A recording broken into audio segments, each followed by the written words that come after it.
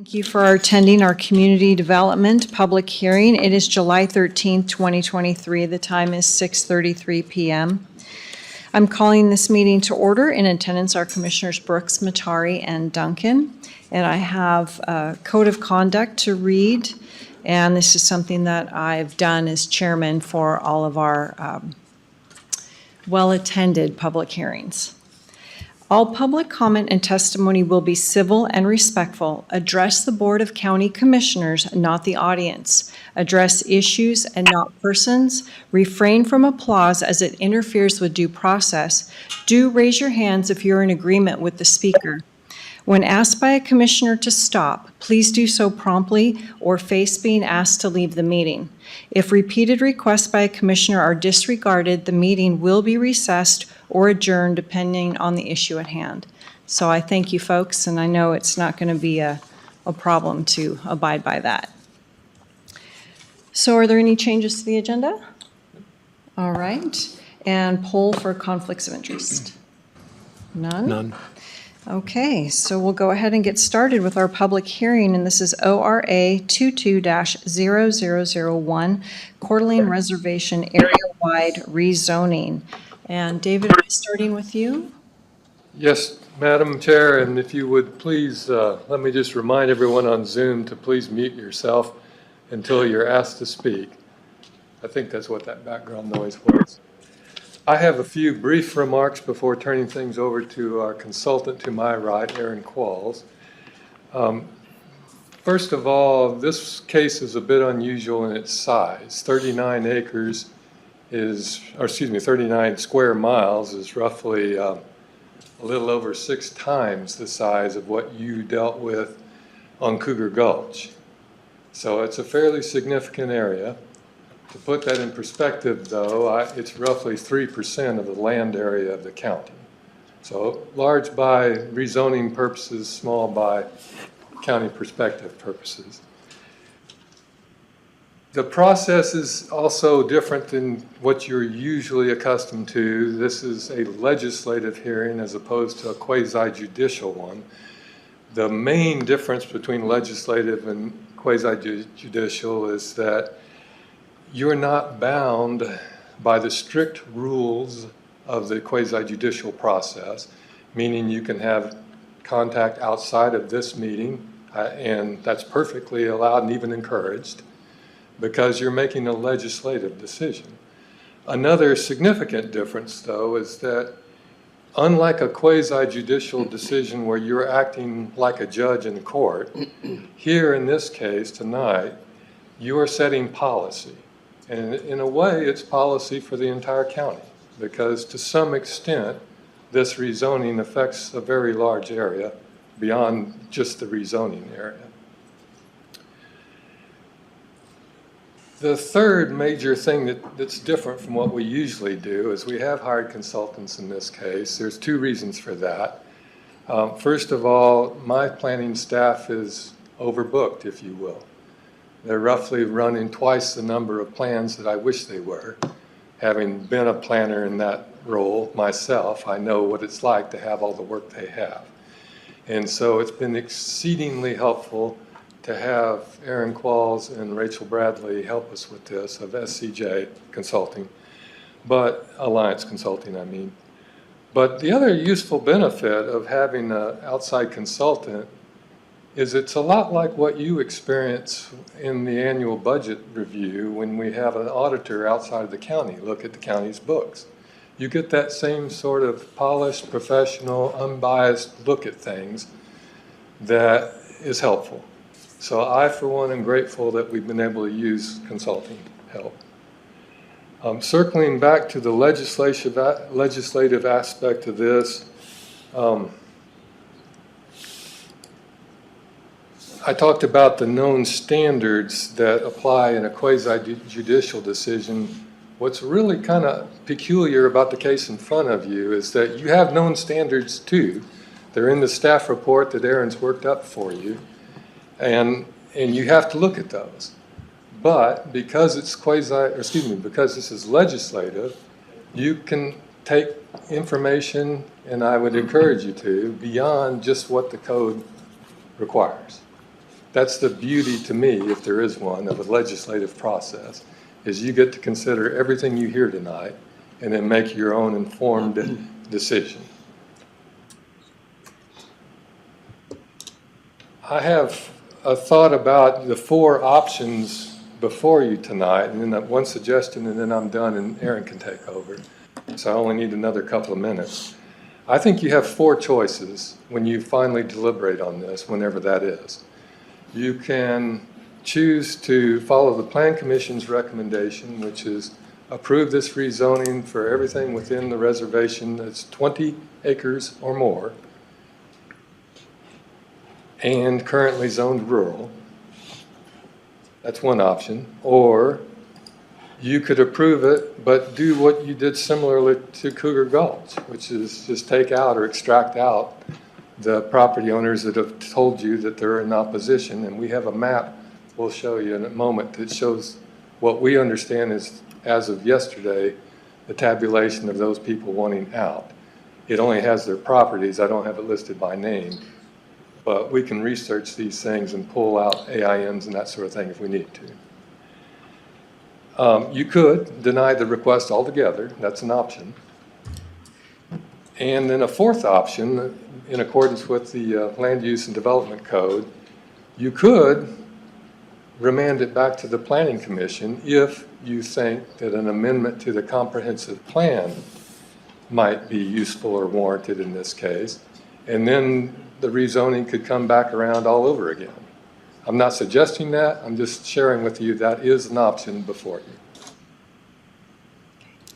The one other thing I have to add, and then I'm done, is that I believe it would be useful for you to, if you decide to approve this, to categorically exclude any planned unit developments that we have already approved, like Black Rock. That came to my mind in large part because of Mr. Magnuson's letters asking to be excluded, and I got to thinking about it's pointless to rezone PUDs that already have their exclusive zoning and are already developed. But it's also potentially problematic because unlike other jurisdictions in Kootenai County, our PUDs are overlays, if you will, of the existing zoning. And the existing zoning sets the basic pattern for how the PUD works. If we pull that PUD, or excuse me, the basic zoning out from underneath, I don't know what that does to the PUD. I'd rather not have to have that intellectual exercise, especially since it's pointless to rezone it. So I hope that explains that.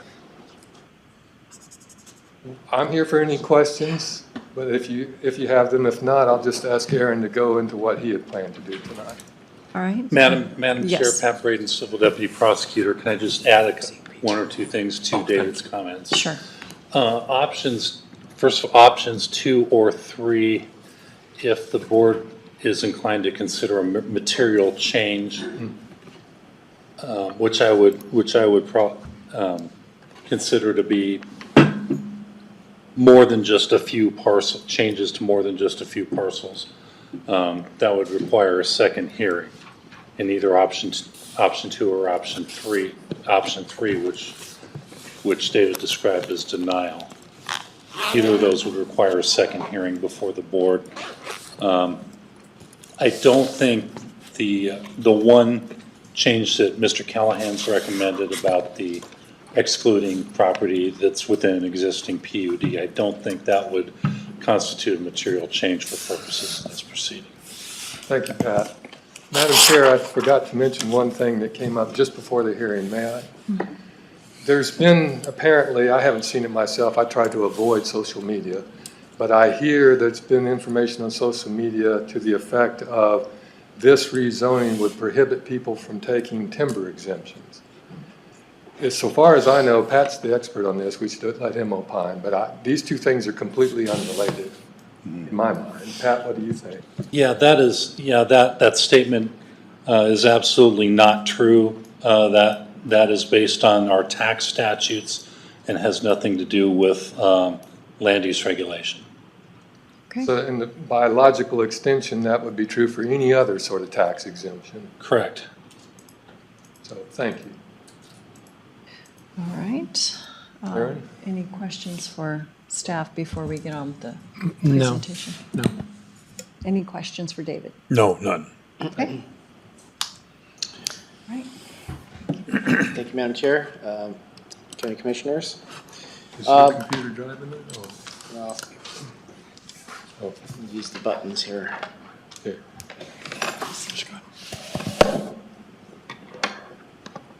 Okay.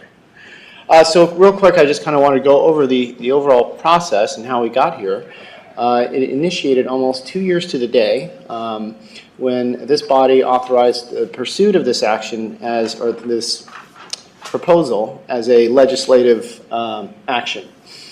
And that was in response to inquiry and suggestion of the Coeur d'Alene tribe. And that was on July 15th of 2021. The outreach really didn't begin until the spring of 2022 when postcard mailers were sent out. Planning Commission held a workshop. A in-person and virtual open house was held. And a couple more workshops by the commission, followed by a public hearing which was continued, and finally a recommendation was made. Throughout the process, it's been acknowledged and discussed at length a lot of case law that goes into tribal planning, which gets very complex.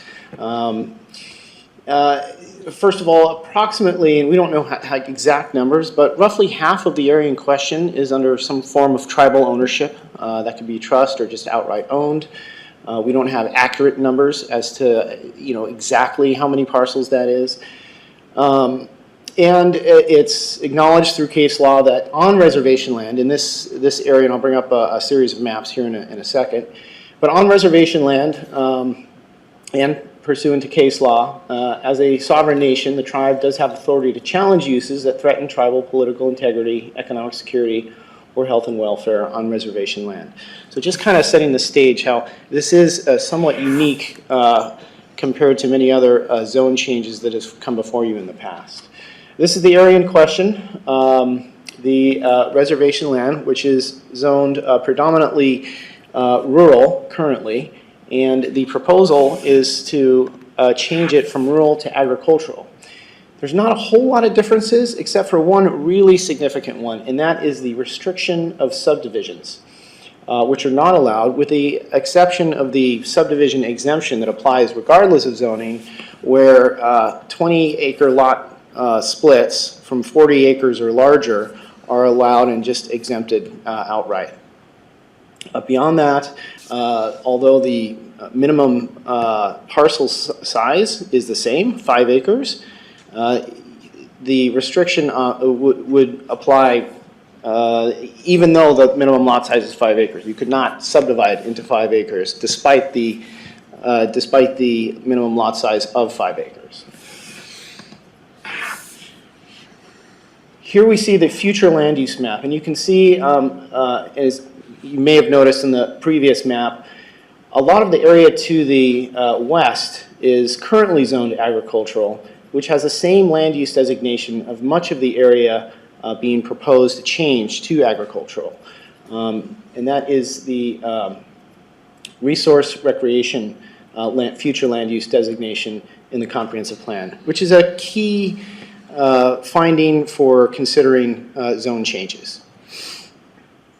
Now up above we have the country designation, and that one is a little bit problematic with respect to consistency with the future land use map of the comprehensive plan, because the description within the comprehensive plan of the country land use designation is for residential subdivisions. The Planning Commission, after lengthy deliberations, voted on April 6th, after their hearing was continued, 5-1, to recommend a zone change for all parcels designated as rural, which are 20 acres in size or larger, to agricultural within the Coeur d'Alene Reservation.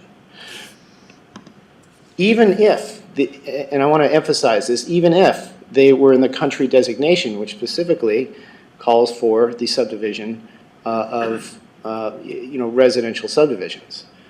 The reasoning provided by the Planning Commission was based primarily on considerations of health, safety, and welfare and a clear public purpose as expressed by the Coeur d'Alene tribe, rather than on the county future land use designations in the comprehensive plan. This was a 5-1 vote, so the majority of the commissioners recognized that this zone change was unique because it was initiated through the Coeur d'Alene tribe on sovereign tribal land, and that is the key difference. And why they, after a lengthy deliberation, basically, to sum up, I think, to paraphrase one commissioner, this is tribal sovereign land. What's it? Why? Who is it for us, to not honor that? If they feel that it's the best thing for the tribe, who is it for us to recommend otherwise? They also acknowledge that some future land use map changes may be warranted in the plan, but we are bound by what's in place today.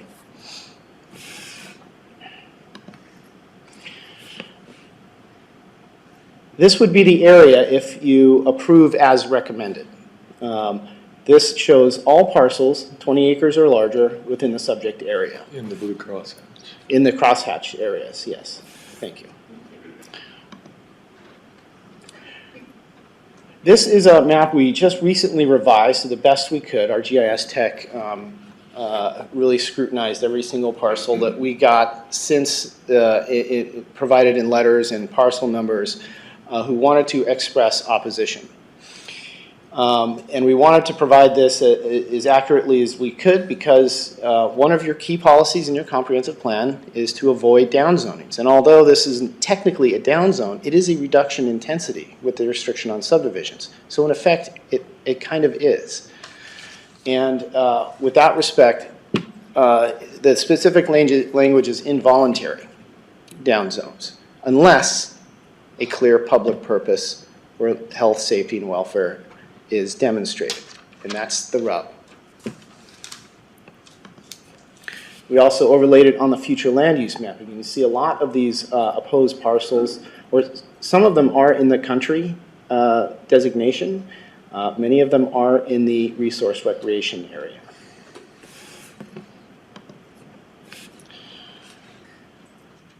A couple of code sightings here, and I provided an analysis for you in your staff report based on all the required 11 findings for approving or denying, acknowledging the potential conflicts with the future land use map, but also recognizing the Commission's deliberations regarding tribal sovereign land and their stance on health, safety, and welfare. And I'm sure the tribe will articulate better than I can what the overall purpose is for your consideration. And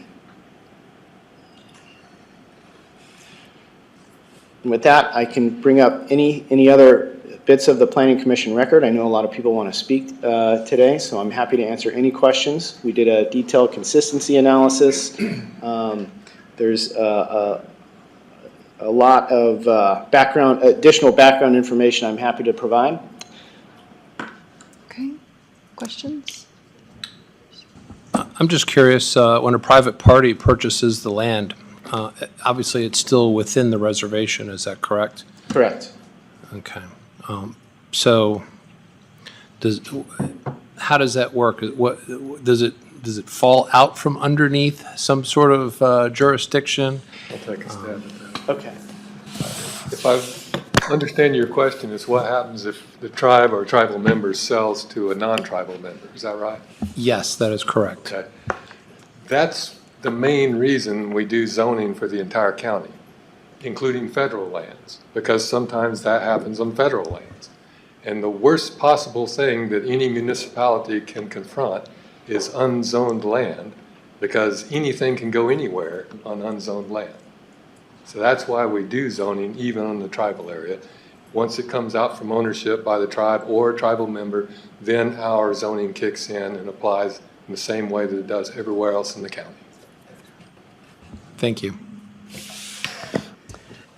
All right, so I guess we will go to the applicant and representative. And Mr. Stevenson, did you want to speak first?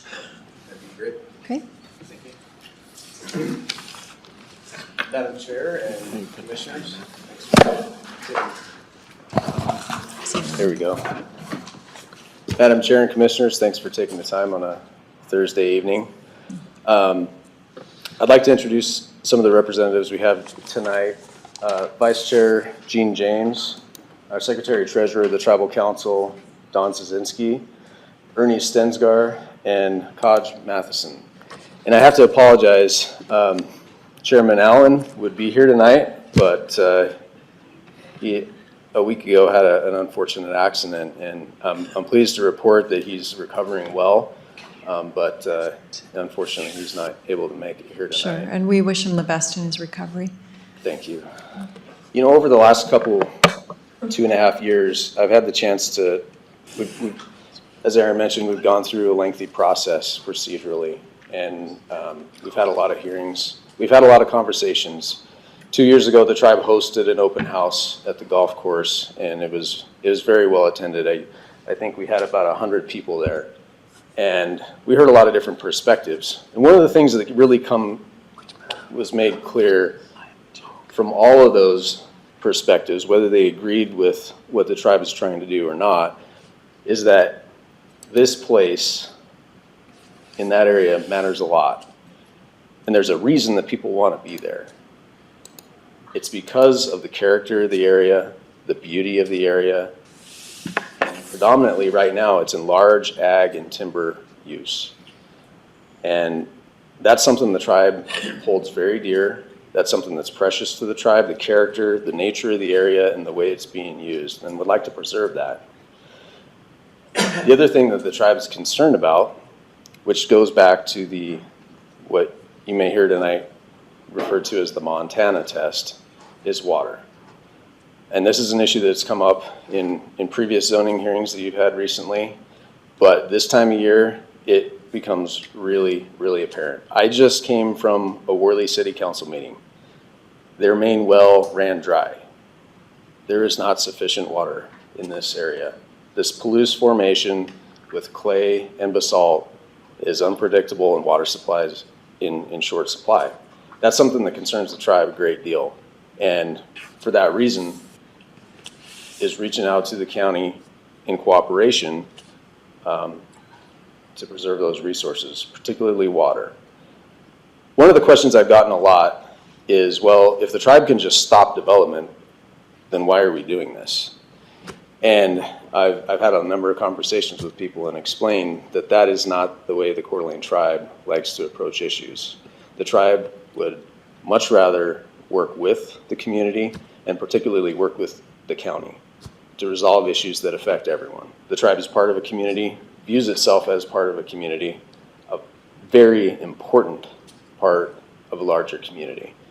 And questions about jurisdiction, when push comes to shove, who really can dictate what land use looks like, are difficult to answer. They're gray.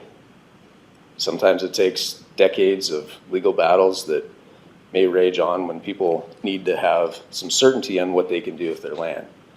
And for those reasons, that's why the tribal council thought it was better to come with the county and engage in these conversations and these public hearings and these meetings and find a way to preserve these resources. With that, you've got a lot of information. The chairman submitted a letter back on April 5th that hits some of the higher points, if you had a chance to read that. Otherwise, I'd stand for any questions. Okay, any questions? No, not, excuse me, no, not right now. Thank you. I do have one for you. Sure. What was the date again where you had the open house? Oh, we got it. August 2022, Here it is. July 19th. Okay. That's right, our cooling system had a hard time keeping up that night. We had a Okay. pretty good attendance. And then at that time, was it parcels 50 acres and over, or was it 20 acres and over at that open house? So at that time, I recall correctly, what the consultants had done was present a range of options because it was an open house and they were collecting comment. This is a legislative rezoning process, so that the ultimate decision is up to the commissioners, of course, not the planning department. So there were a number of options presented. In fact, one option was to look at not only parcel size, but also parcel use, because many of these parcels are enjoying a agriculture or timber exemption presently and have for a long time, which just looking at a number of criteria and different ways to come at this, the consultants identified that as a land use characteristic. And I think they recognized that might have been a little bit of a mistake because it confused people and really conflated taxation with land use. But there were several different options presented as different things that the commissioners could consider. Okay, great. All right, with nothing further, I will go ahead and just continue with the applicants. So, Mr. Matheson, would you like to speak?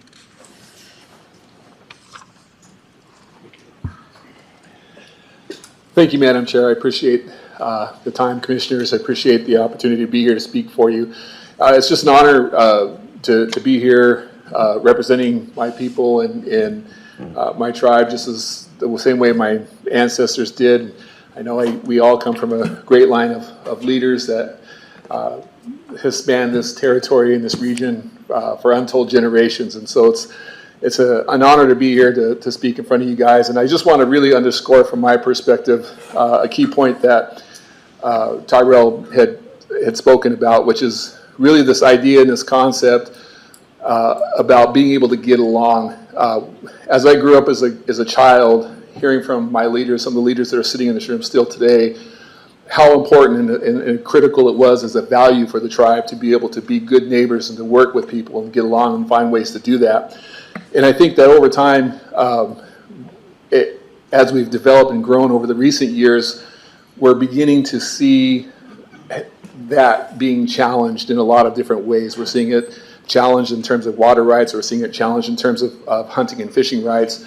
But the more and more that we're able to find people to work with, the more and more, and I'm specifically talking about non-tribal folks, the more we're able to find solutions that work for everybody, because that is some of the key values that work. And as an elected official for the tribe, I can guarantee and assure you guys that is a value that I carry with myself as well. I have non-tribal members that are members of my family. It's not something where we're just living in a silo. We want to be able to figure out how to make life better for everybody moving forward. And what we recognize is the vast majority of people, and I stand shoulder to shoulder with a lot of non-Indian people on the reservation, on the portion of land that we're talking about, that agree that we want to see this character of this land stay the same.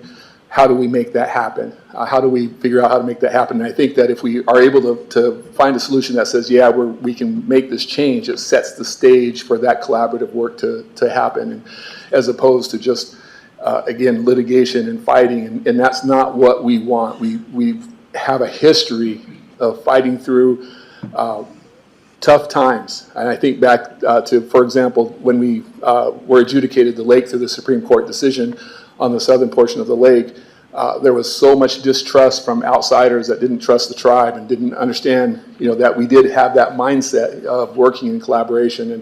And it took years for us to be able to work a system that enabled some collaborative work to be done. And so I think that what we're really proposing here is an action that can really help lead to some of that same collaborative work.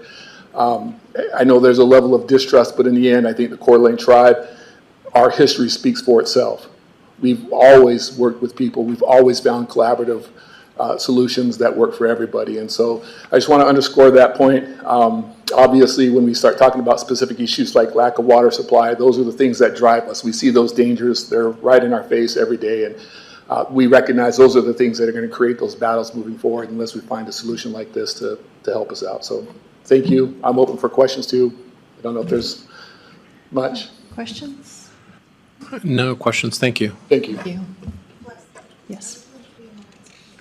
Well, this is still the applicant time, so I consider the whole tribe the applicant, so. All right, Mr. James? Good evening, Commissioners. I would first like to, my name is Gene James. I'm Vice Chairman of the Coeur d'Alene Tribe. I would pass on a message. As I said, Chairman Allen has submitted letters. He has spoken different forums, and everyone in the area knows Chairman Allen. I want to, a message that he conveyed to me and the rest of council, that he has faith in the sound decision-making ability of this board, and I think that's evident in the actions, I repeat, actions that the Coeur d'Alene Tribe has taken of going through this process the way we have over the last couple of years. We've always, as Mr. Matheson said, we've always stood on our actions. We have over a century and a half of actions by our leadership that have always come out with a hand extended for the betterment of not only our people, but our land and our resources that we have. I would like to communicate, we seem to be represented a lot in these slides as the Coeur d'Alene Tribe, as if we were only a governmental entity. We not only represent the 2,600 members of the Coeur d'Alene Nation, but we represent all life and land, water that resides not only within the boundaries of our reservation, but within our Aboriginal territories, which we stand upon this very evening. We understand, and we don't need told how beautiful our country is. That's why everyone that, whether you moved here, homesteaded here 120 years ago, or you moved here last week, that's why you moved here. We were fortunate enough to be placed here. So we understand more than anyone else how beautiful this country is. And it still continues. We've seen the last couple of years the influx of people that have moved to our area for that sole purpose, is to enjoy this life that we have been fortunate enough to live for thousands upon thousands of years. We want to not only sustain and keep that up for our generations to come, but we want to keep that for all those that we share this land with. We understand that we will never return to the days where we are the sole occupants of this land. We understand, and we've accepted wholeheartedly with open arms since non-Indians arrived. We've welcomed them in, sometimes to our detriment, a lot of times to our detriment. But we stand here again through all the past century and the history of this. Again, we stand here with our hand out. Let's do this together. We don't want to see our land cut up for the monetary benefit of a select few who will come in, cut our lands up, make a huge profit, and then move on when there's no more land to be bought, there's no more land to be cut up, and there's no more water to sustain the people and individuals that live here once the rush is over. They will just move on to the next place. The nation that is the Coeur d'Alenes, we don't have that option. We were fortunate enough to be left with the 345,000 acres that we reside on today by the hard sweat, blood, tears, and lives of our ancestors. And we continue here in this modern day. I'm fortunate enough to be with a couple of veterans who have represented these United States and have chosen to come back and dedicate their lives to our tribe and our nation. And they've instilled in us that when their time has come, it is ours, mine and Mr. Matheson and the other members of our council, to protect that lifestyle. Not only for the benefit of our tribe, but for the benefit of all of those that we continue to share it with and will continue to share it with until time ceases to exist. We at the Coeur d'Alene Tribe, you will hear tonight individuals come up about calling themselves large stakeholders in this area. It was represented in the slides that the Coeur d'Alene Tribe owns 50% of this land base, and that number will continue to grow. You will see people come up and they will talk about their individual property rights as owners. But some of those same individuals who own their large chunks of land within this area, who are looking to profit off this, will come into tribal offices to try to gain agricultural leases so they can work our land and profit off of our large chunks of land. That seems to me as a way of having your cake and eating it too. We want to sell ours and cut us up, but don't cut yours up so we can still work it and make money off of it. that seems counterproductive and almost seems talking out of both sides of their mouth. And it's frustrating and it's difficult for us to watch on an annual basis. The chairman has faith that this board will not make a decision based off the Coeur d'Alene tribe's wishes, but the wishes of the majority of people that live in this area. To see the integrity of this beautiful country that we are fortunate to have. To not only continue for our kids and grandkids, but 4 or 5 generations down the road. Because I can tell you once everything's used up, Kootenai County will still be here, and I can guarantee the Coeur d'Alene tribe will still be here. And we'll be the ones to pick up the mess, what will be left. Mr. Stevenson expressed the town of Worley's water shortage. What do we do when we add a couple thousand homes to the north of Worley? That not only disrupts the integrity and the health of the Coeur d'Alene tribe, but all those that will reside in that area, while the ones that profit, be it from here or outside, will be moved on to the next. The Coeur d'Alene tribe will always be here. Kootenai County will always be here. We both have a very big stake in this, and I think there's partnerships not only be made in previous history, like Mr. Matheson said, but in generations to come, where we will be the ones, it won't be us, but it will be other people in this room that can work in conjunction on such crucial topics and issues that come up. Thank you very much for your time. Thank you. Questions? No, thank you. Thank you. All right. And then is it Entazar? Is that? Okay. So Wade Entazar in favor wishes to speak? Yeah. Okay. Madam Chair. So I think we're at the council 3 members. minutes now. Thank you. Go ahead. Thank you very much for allowing me to speak. I'm here because I live in the reservation. I moved here 13 years ago. I have about 160 acres, which I can benefit a lot by having short platted the lots. But for me, as a developer, as an architect myself in the past, I believe in sustainable growth. I believe in growth that has to be sustainable in terms of roads, sheriff's department, utility facilities to be able to come to be able to accommodate these developments. I know. So for me, the reason I moved here is I have a selfish reason of being able to live, as the tribal members spoke so well, in terms of how to be able to keep this land for what it is. My other selfish reason is my wife is Coeur d'Alene, my kids are Coeur d'Alene. They need to have that lifestyle to be able to live in the Coeur d'Alene reservation. Mr. Dave, you talked about 39 square miles of land.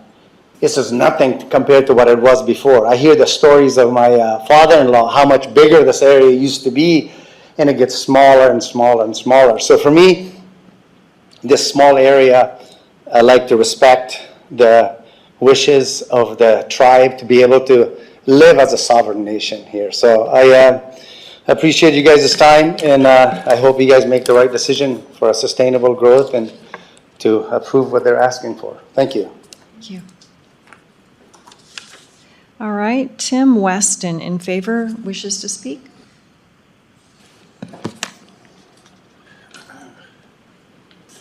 Hello, this is the first time I've actually spoken at anything like this. I don't know the protocol, so I'm just going to skip that part, say thank you, say my piece. I also live on the reservation. I moved here 11 years ago. No members of my family are tribal members. I've made a lot of friends with tribal members. And I guess I would say I echo Wade's. I echo Wade in the sense that I do live here for a selfish reason. It's beautiful. Everybody knows how beautiful it is. Everybody knows what it's like to live here and how magically 3 or 4 years ago, it seemed like the entire country discovered this place and wanted to move up here and become part of it. And I do understand why. And I think that we have all seen the increased traffic. We've seen kind of somewhat of an outsider attitude that means we'd like to buy some of this property and sell it. I'll give you an example. There's an 80-acre parcel right next to me that was sold a couple years ago bought by a gentleman from California. He had an LLC. It was a real estate development LLC. It was just his. He bought it. 80 acres. He subdivided it into 4 20-acre parcels. He held it for just a few months, as long as it took to actually do that. And then he sold it all off, made about $1 million in profit, and that was it. Now there's 4 times the number of people going down the same slope driveway where people slide off in the wintertime. There's going to be 4 times as many wells. I suppose each of those 20-acre parcels could further be subdivided into 5-acre parcels, and then we could have, 16 times the number of people. And I'm sure that if we worked hard, we could turn this whole area into a suburbia, just like everybody else. And some people would profit, some people would cash out, make some good money. But obviously, as the tribe said here, we can't go back. And this is one of the best areas in the country to live, as far as I'm concerned. And we got to think in 50 years and 100 years, do we really want to live in suburbia, or would we want to rewild the area, as one of the tribal members talked about? So I'm not a member of the tribe. I actually own a 20-acre parcel, and I could profit off of it by subdividing into 5 parcels and selling it off if I really wanted to. But I feel grateful to live here. I feel grateful that the tribe is standing up for their land. And if I go to their website, the Coeur d'Alene tribe, I don't know how to say the tribe in their language, but it says something like, it means the people who are here, those who are here. They were here thousands of years ago. They'd like to be here thousands of years later, and they should have the right to keep their land the way that they feel that it needs to be for their people. We're all lucky to be here. And as far as I'm concerned, the property rights that we understand as Americans, while I do respect that, this is tribal land that we're talking about, and the tribe is thinking for the future. They're not thinking of 5 years in the future, 10 years in the future, how to make a few dollars. They're there for their children. I'm here for my children. Thank you very much. Thank you.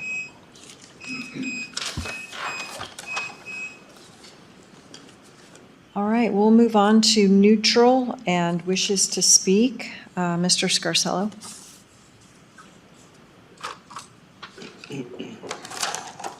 Thank you for the opportunity to speak this evening. The man in the red shirt's a hard act to follow, I just got to tell you that. But I'm a strong advocate of open space, and in respect to Dave, I think there's a 5th option. I feel that open space is like Rodney Dangerfield that don't get no respect. I think we're turning the corner on that. I appreciate the tribe acknowledging open space and in effect validating open space. That said, a decision on this matter could have cause and effect. If growth is encumbered in one part of the county, it could have impact on the rest of the county. I strongly feel there's another way to promote and preserve open space, and that is through incentives. Again, I think there's a 5th plan. I've crafted an open space plan based on aquifer protection, again through incentives. I serve on a number of area boards. With this plan, we have to create nothing new. We have all the mechanisms in place. We have the boards in place. It's very simple. Again, a mandate is controversial, as we all know. We're starting to realize air shed, view shed, water shed, and that translates in the year 2023 to carbon, climate, CO2. The world is getting smaller, just like the other young man said. In this concept plan, I can't emphasize enough, we have the right people doing the right thing already, and that's agriculture. I crafted this on my own dime. I paid to run this in a local paper for a month on my own dime. It's very simple. It's very affordable. And again, it's with incentives rather than mandates. I've talked with Bruce Matari a little bit about this. I'll give you guys a few more copies if you'd like. My number's on that. One of my sons said I was insane with this because I put my own number on this. But that's how strongly I feel. We farm and ranch on the north end of the Rafton Prairie. We've been there since 1910. We're long-term. And again, I 100% appreciate the tribe's viewpoint on this. I think agriculture is well represented in this room. Again, the hand outreach, we do need to work together. My number's on this. Anybody has a question, feel free to give me a call. Thank you. Thank you. That exhibit will be entered as B1001. Okay. And Mr. DePriest, neutral, wishes to speak? Good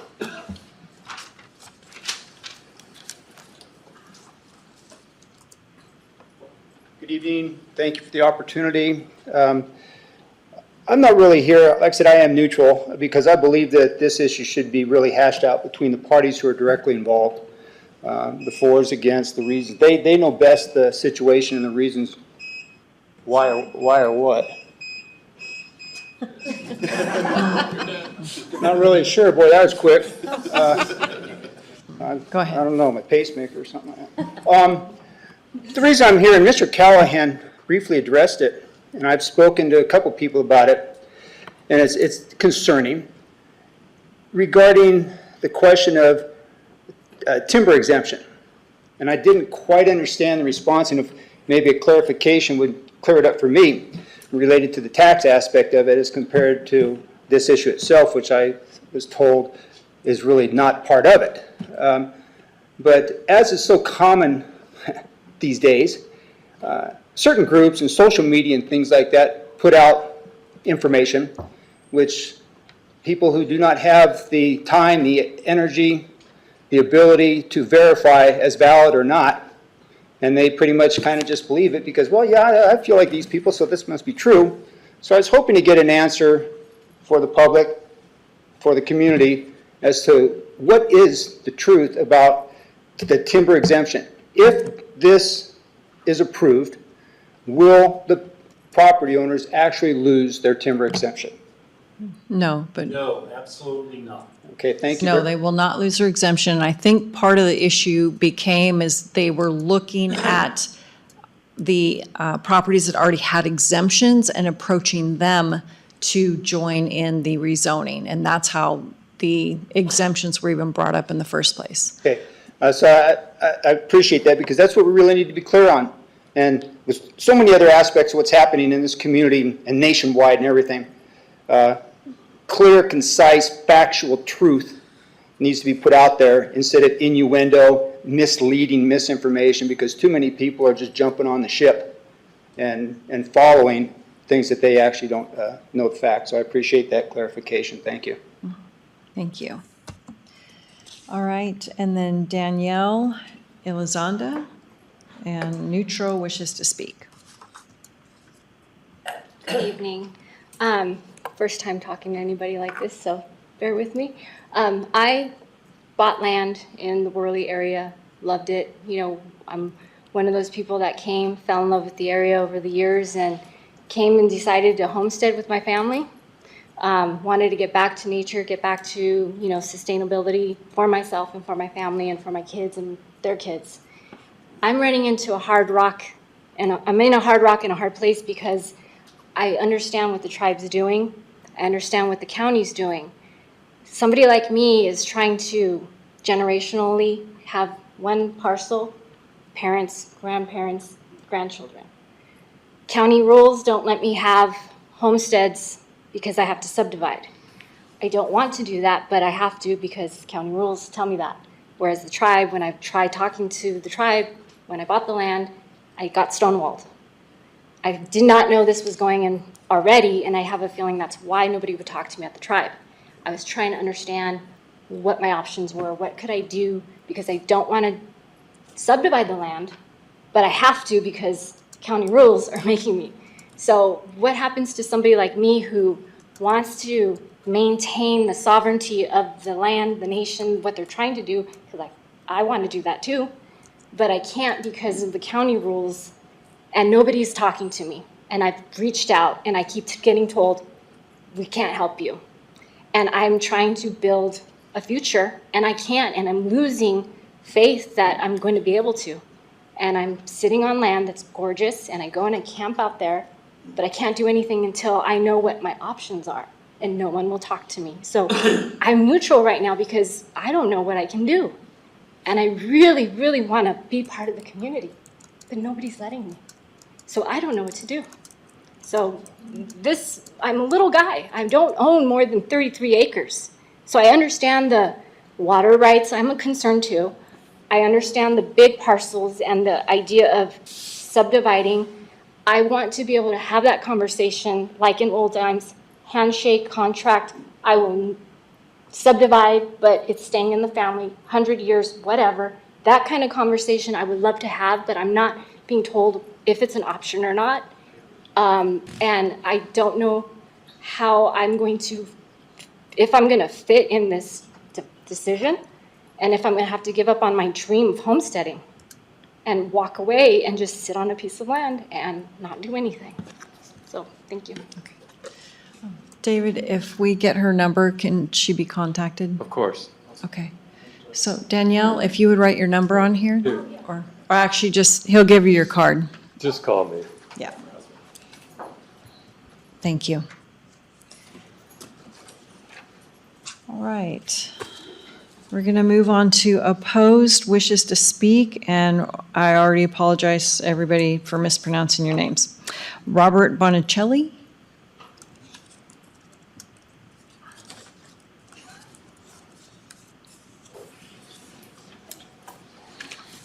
Thank you, Madam Chairperson and Commissioners.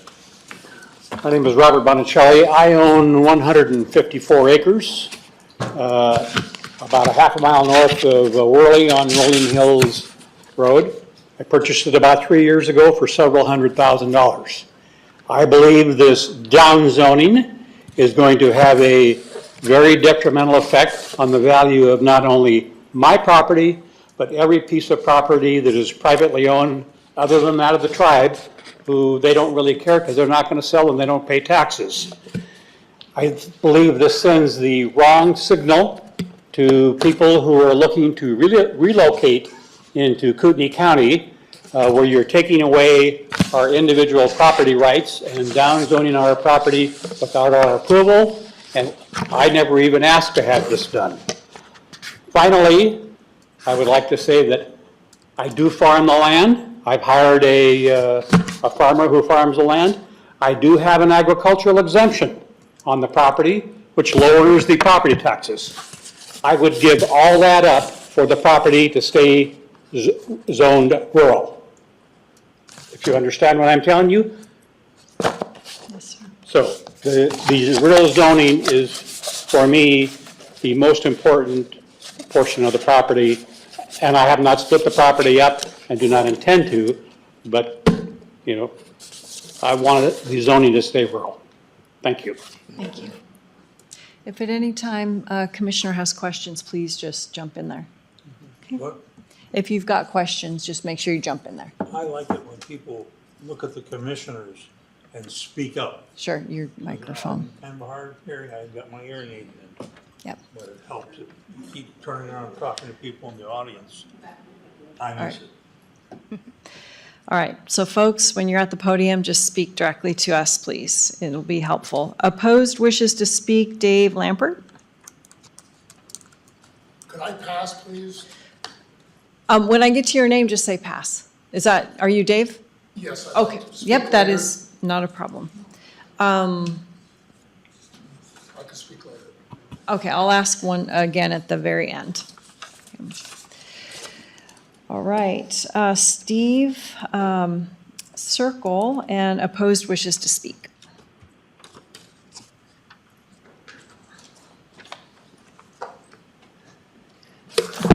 I've got some exhibits. Should I hand them out first? Sure. Okay.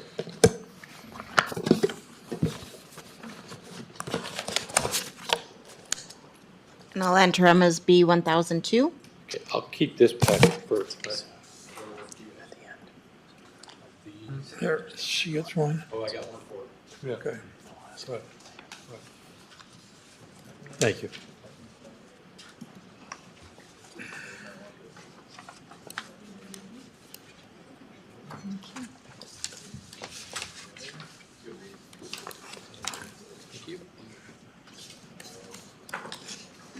Very good, thank you. Just for the record, those exhibits, the map and that map is from the county website. It's nothing I've created.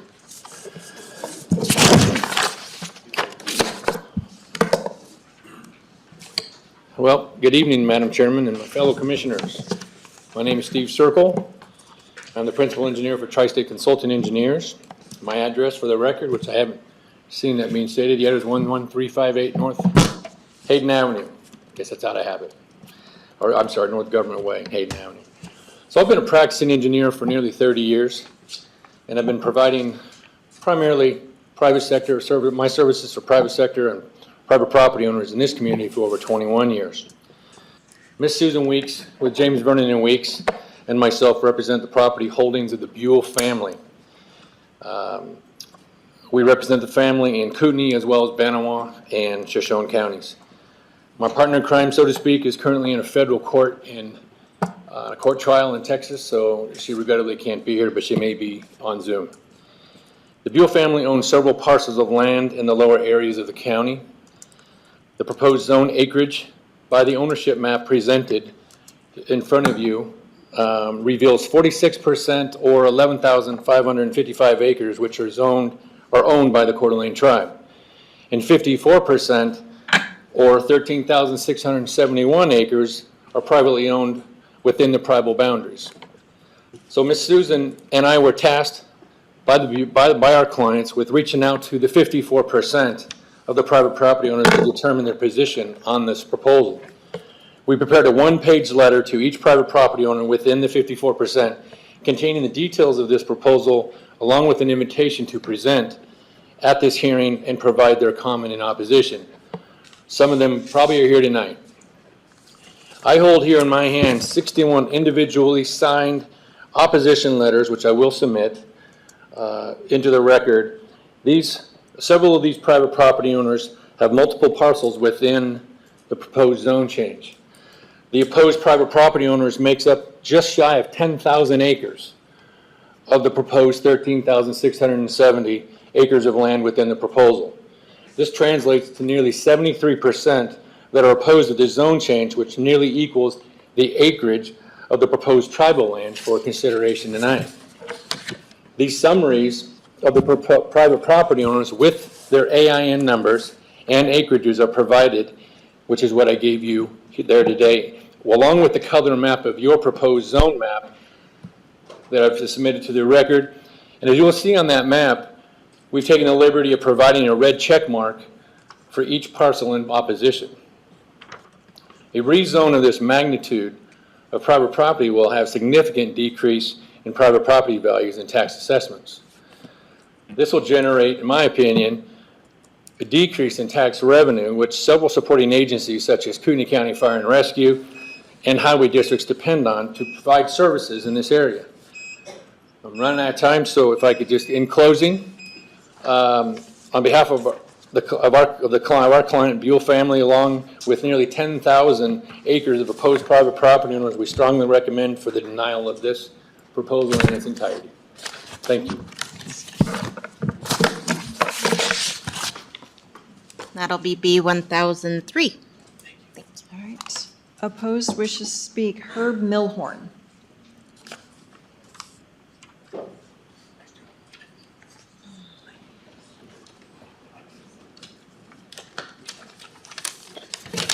Thank you for the opportunity to speak to you. My name's Herb Milhorn. I live in the Worley area. I'm not a man of a lot of words, and it doesn't take a lot of words to describe what's being proposed here. I'm a farmer. I own 800 acres in the proposed affected area. I still actively farm all of it. I didn't move here from somewhere else. I'm the third generation here, and I've lived in the same spot for my entire life.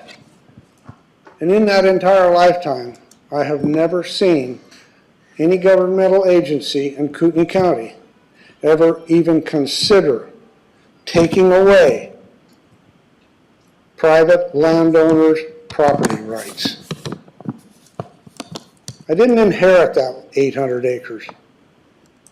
I bought it, every inch of it, over the last 40 years. And I bought it classed as rural. And that rural tax classification is a property right. And it's a property right that belongs to the landowners. With all due respect, it's not the county's, and it's not the county's right to take that away from us.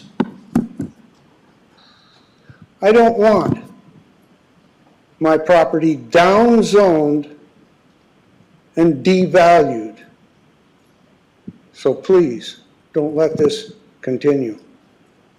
Thank you. All right, folks, remember, you just, please raise your hands. We can see it better and it won't just, thank you. All right, opposed, wishes to speak, Blaine D. Holt.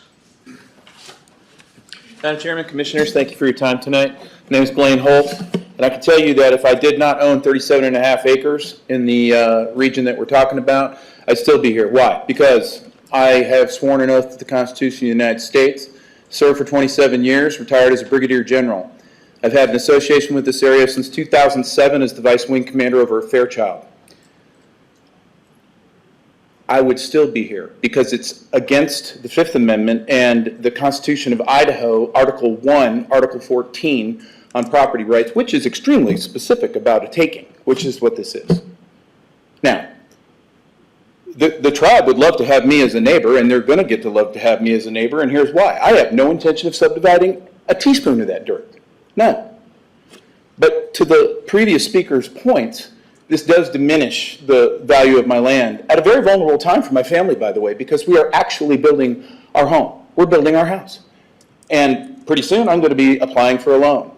The financeability of that loan would be changed if this were to go through. A taking is a taking is a taking. Now, the most positive thing I've heard this evening so far is the gentleman who came up here with option 5, which really suggests the bigger issue here, that we're just all going about this the wrong way. These are improper solutions. These are illegal solutions. And we can probably get at the same thing because I'm going to guess that 90% of the people in this room don't have a difference in values with the tribe at all. But if you want to go about constructing solutions, then they have to be positive, incentive-based solutions to get at what you're concerned about. I'll be a great steward of my land. But then I entered into my agreement with you all and this region in good faith when I made that transaction.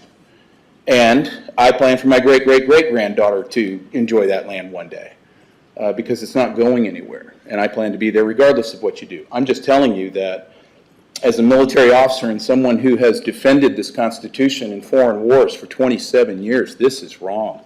I love this community. The full disclosure, my very first day in this community was at the hitching post in my mother's belly. And I got married to my wife there. I love this community. I love its values. I will defend it. I'm a national media personality on Newsmax. I contribute a blog, and I have told as many people as I can, I'm building a business here. I'm bringing jobs here for people who are already here. Please don't do the wrong thing. Don't do the wrong thing. Don't break with our Constitution and don't break with the law. Find another way. Thank you. All right, opposed wishes to speak, John McFadden.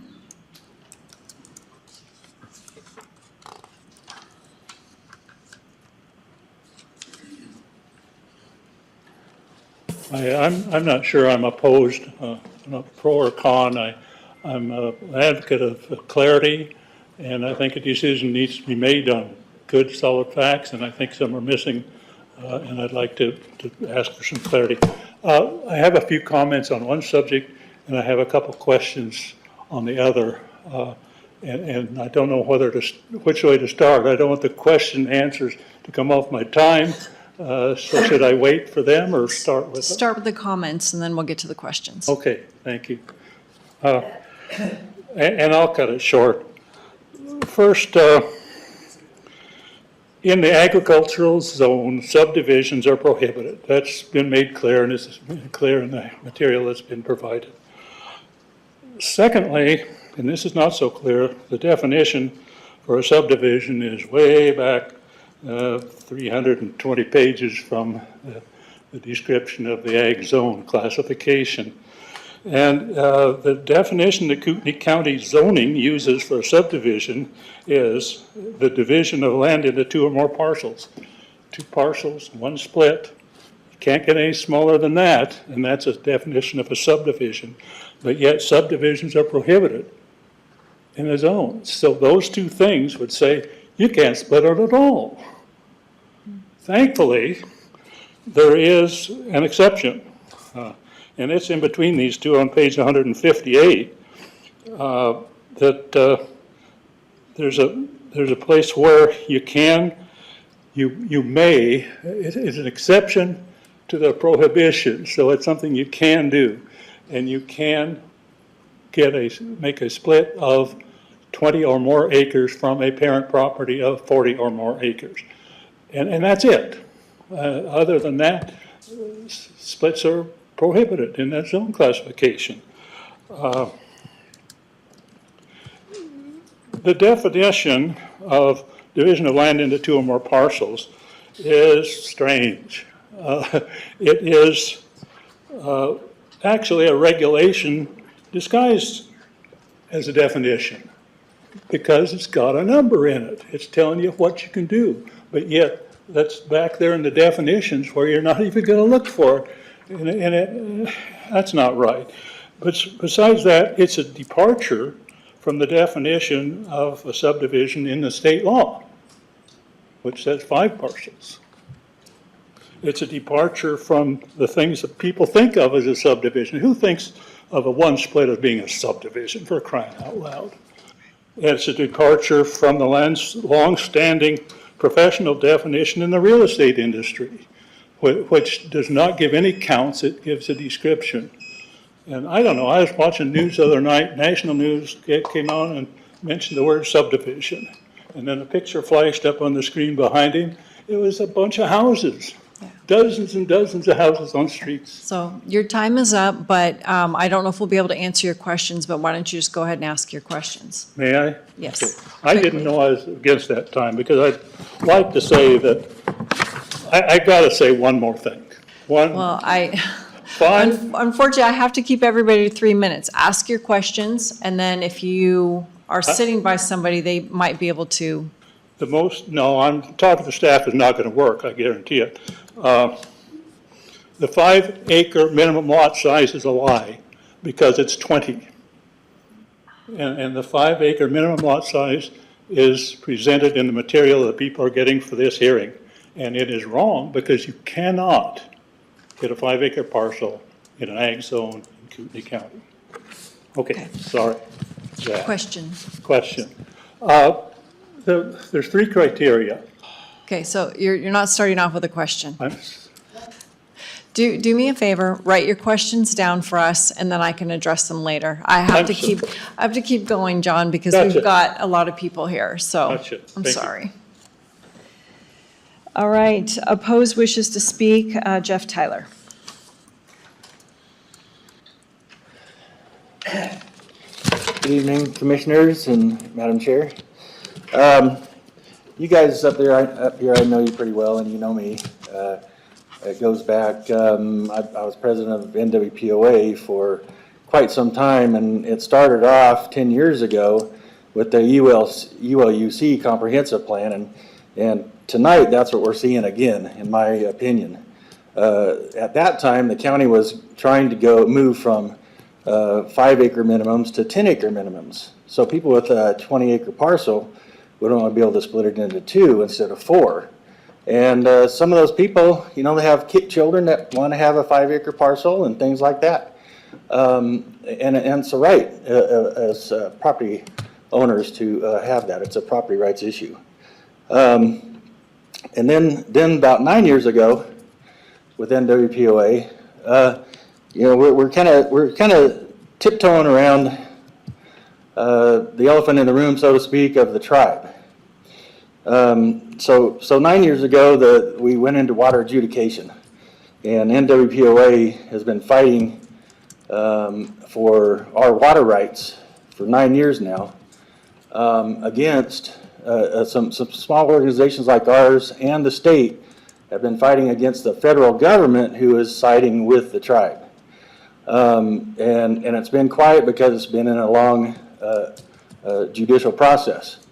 But what the tribe has been wanting is to control all the water from the sky, under our ground, from the lake, just like they did in Montana, where the tribe won all that over in Montana, and people's water bills skyrocketed, and a lot of people got their irrigation shut off, and they're paying, they just lost a lot of their property rights over there because of the tribe winning that case. We're here, we're fortunate that we have been winning the case.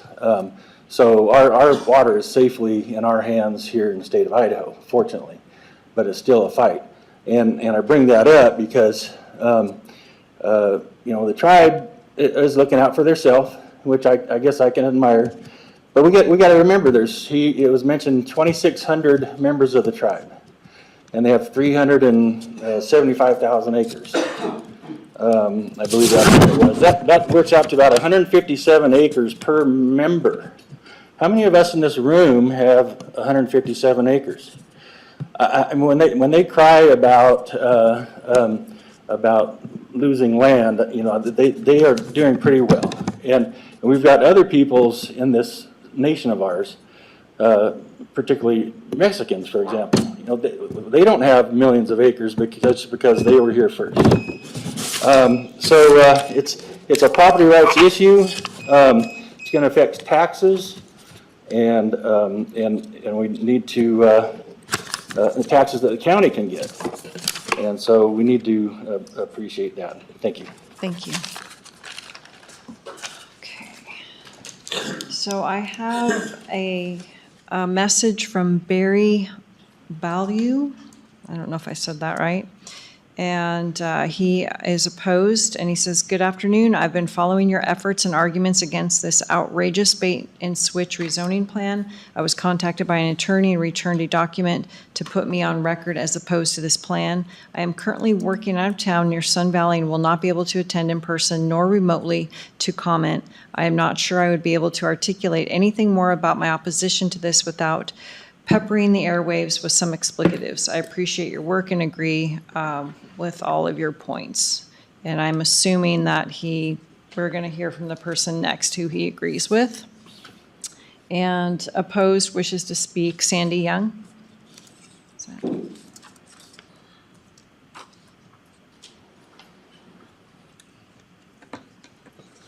Commissioners, Sandy Young. I'm here tonight offering testimony as a land use planner with over 25 years of both public and private sector experience in Kootenai County. And I'm taking a simple approach tonight. Does tonight's request comply with the most recent edition of the 2020 Comp Plan update? When I started my research a few weeks ago, my plan was to review the goals, objectives, and policies of all 17 elements of the Comp Plan. Started on page 1, summary. The Board of County Commissioners believes that property rights are fundamental and thus adopts policies that recognize these rights. Page 1, goal, first goal, to adopt land use and zoning regulations that protect private property rights. Page 1, objective 1, to recognize the fundamental importance of owners' rights to use and control their properties. The board will protect the rights of property owners by increasing the land uses permitted in each zone and decreasing the land uses prohibited in each zone. I'm still on page 1, and I'm only to objective 2. Avoid reductions in land use intensity, parentheses, downzoning, unless, and I emphasize that, the property owner voluntarily agrees to the change. You don't even have to get past page 1 to see the emphasis to the comp plan's commitment to fundamental property rights. Commissioners, 2 years ago this week, you were asked to reach out to tribally owned parcels and parcels over 50 acres in size, just to see who might be agreeable. And I've watched that YouTube video numerous times. You were testing the water, so to speak, or that seemed to be your intent. Commissioner Duncan had the foresight to envision that there would be those opposed to it and would hold fast to their property rights. It was clear that her vote of aye was predicated on consent. Here we are tonight proving her intuition was spot on. In closing, just this morning, one of our civil engineers handed me a request for proposals that came across his desk. And that's something we see often as engineers and planners in private practice. This one's for a 17-acre proposed housing development just south of this zone change. The tribe is proposing this development. The project will consist of a mixture of multifamily and single-family homes. 17 acres of high-density residential development just south of the area we're talking about. Thank you. Thank you. Opposed wishes to speak. Chuck, is it Kreitz? Yes, it is.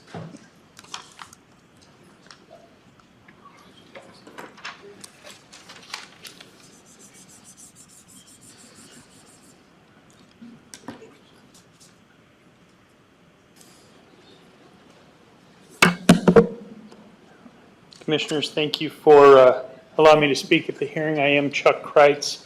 I acquired a 20-plus acre parcel in the affected area several years ago. The property, when I acquired it, was zoned, it had a property class of 512, rural residential tract. And that zoning class was reflected in the price that was paid at acquisition, as well as my intentions, with the property. It's not really good farming soil right where I'm at. My intention is more to have an area where I can build homes for my family, my parents who are here in attendance in the room today. I have 4 children and I have grandchildren as well. So that was my whole purpose in making this acquisition. So the procedure, when I first became aware of it, was actually, I was told that it was and this may kind of go into a question, but I was told that it was for 20-plus acre parcels that were in the zone that had not requested and received an ag exemption or a timber exemption. I have neither of those exemptions. I'm paying full property taxes on the parcel, and am just very opposed to seeing this kind of denigration in the property rights, and it would, of course, decrease the value. One of the gentlemen spoke earlier about building his own home, the general, in fact, and needing to now go and seek financing. Well, since 1987, I've been a principally owned real estate broker in mortgage business, and so I'm very familiar with what the appraisals do, and they could actually severely hurt that kind of a process, no matter how much land you own, just the fact that the zoning would change. So I guess my question would, I don't know if, to the 3 of you or the gentleman here, David, is it still 20 acres plus that have not applied for or received the zoning, the tax exemptions, or has that now changed and so it's just 20 acres plus? Just 20 acres plus. Okay. Well, based on that and conversations that we've had in the past, I would plead that the commission would vote to protect property rights in this instance. Thank you very much. All right, opposed may wish to speak. Stimson Lumber Company.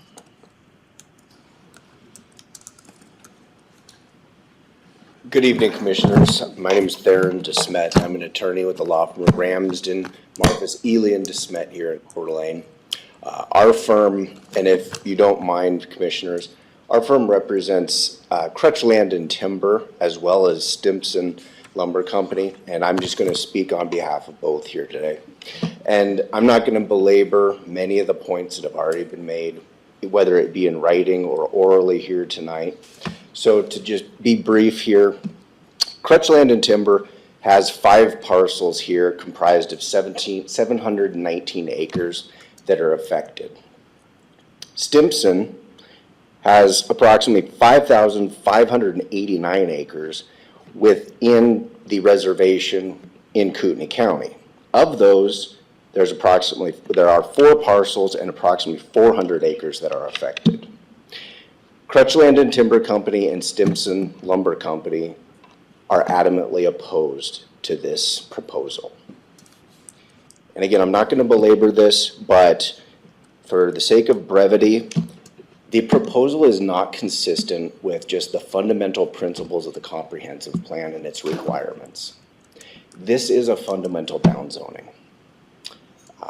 I believe this gentleman, I forgot his name, and I apologize, admitted this is a downzoning. He kind of qualified that, but at the end it is a downzoning. And Crutchland to Timber and Stimson Lumber Company do not voluntarily acquiesce and agree to have their properties downzoned. With that, I will conclude. If you have any questions, I'd be happy to answer them. No, thank you. Thank you, Commissioners. Opposed may wish to speak. John Stewart.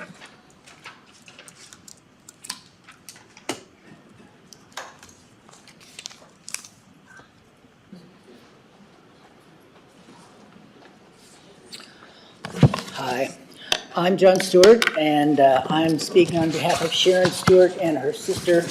They own 600 acres in the area, and this is a letter that they sent to you. Dear Kootenai County, while I am a proponent for open space, natural resources, and the existing rural character of the county, initiating an area-wide zone change for rural to ag zone is not the best way to address the issue of population growth here in Kootenai County. What it is proposing is to taking of property rights. Our family has owned, farmed, and paid property taxes on Bitter Road in Worley, Idaho for almost 100 years. The county has no right to change the zoning based on a third party's request. Everyone expresses a need and want to keep agricultural land agricultural. Everyone likes to see landscape of farming. How many of those speaking out on its behalf would actually be willing to make farming their profession and depend upon it for an annual income? Rural zoning has been applied to our land for nearly 50 years. The county and tribe have no right to change it now, especially at the request of an applicant who has not lived or worked the land nor paid taxes on it. A rezoning of our property for rural to ag will devalue the negatively impact our property. The area-wide zone change for rural to ag is not in our best interest of the property owners in the area. The county and tribe have no business blanket rezoning any property that is not their own. The tribe is the only entity that would benefit from the passage of rezoning and not the land owners themselves. Strongly opposed. Respectfully, Sharon Stewart. Thank you. For listening. All right, we've been here about an hour and a half, so would anybody be opposed to taking a quick 10-minute break? Would you set the time for 10 minutes, please? So we'll be in recess for 10 minutes.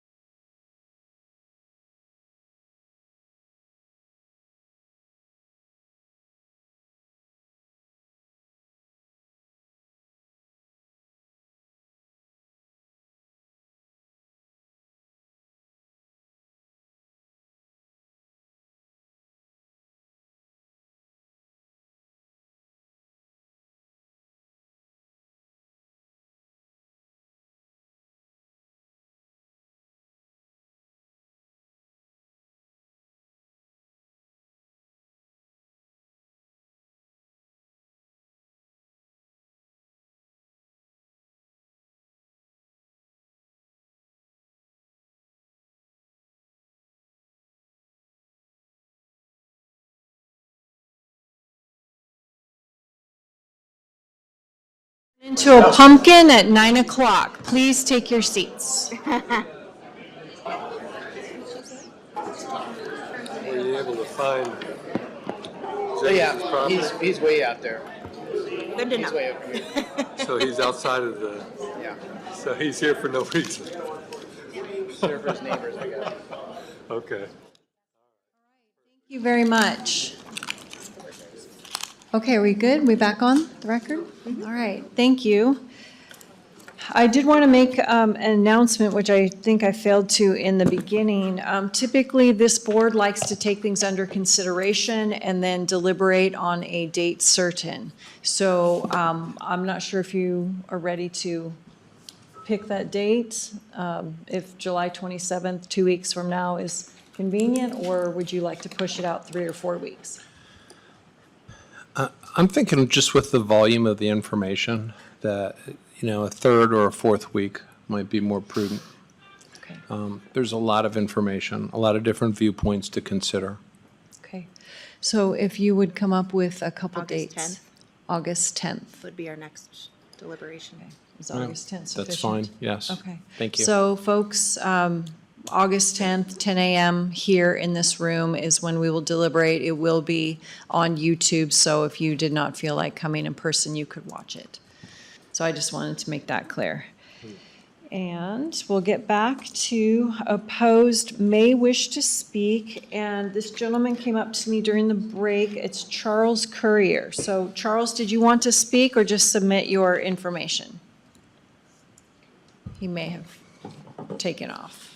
Okay, so he did submit this, so I will turn it in as, B1004. yes, and we will need copies of that. Yeah, he did leave. Okay. Okay, so on to opposed may wish to speak. Alan, oh dear, is it, I can't tell what the first letter is, so is it Fassadry? Yes, would you like to speak? Or- Okay. And do say your name, please, so I can get it right. Alan Zasadny. Oh, Zasadny, okay, yeah, Zasadny, Zasadny, yeah. We purchased our land about 8 years ago, and we have 7 Is the children. green button on? Because I can barely. Yes, it is. Okay, just step up to the podium. We purchased our land 8 years ago, it's coming August, no, it's 8 years ago. And we live off of Vogel Road, and we also bought 2 10-acre parcels right behind us. And we have 7 children, and we came out here from northern Iowa, a big farming area. We came out here, obviously, for the beauty. We have family here. We have some of our sons-in-laws and daughter-in-laws are from this area all their life. And we came here to build for our family, so we could keep them together and homestead and just enjoy that particular type of life. And when we purchased the land, we talked with the fellow we bought the land from. He's an attorney in town, and he assured us of its use. He showed us everything on the deeds, and then when we bought the land, we started the subdivision. I talked with one of the fellows who worked for Kootenai County, Levi Bassinger, and I had brought up the fact what we wanted to do, and he said, yes, this is the process. Apply for it. We had a survey. We spent about $14,000 getting everything taken care of. And then right in the middle of everything, it's like they threw a brick on the water and just shut us down. Like, you can't do anything. And we're like, whoa. We've been making plans. This is something that we've been planning for many, many years. And it was obviously a shock to us when you look at, fee simple contract, and we have the right to develop our land, and ours is not to exploit it, but it's to be able to have where we can build, our children can build there, and we can enjoy growing up with our grandchildren and keep our land in the family. So that's kind of where we're at, and we'd like to see that go. And we are in an area called country living residential, and all around us there's 5 acres, some 10, some 20s. It's off of Vogel Road. And so we're obviously hoping that this passes so we can be with our children and grandchildren. So, thank you. Thank you.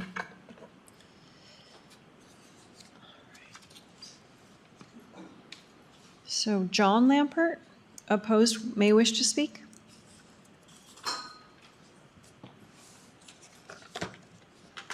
Good evening, Madam Speaker and Commissioners. My brother Dave was going to speak, but we're going to try to consolidate our thoughts. My grandfather homesteaded over 100 years ago on the reservation.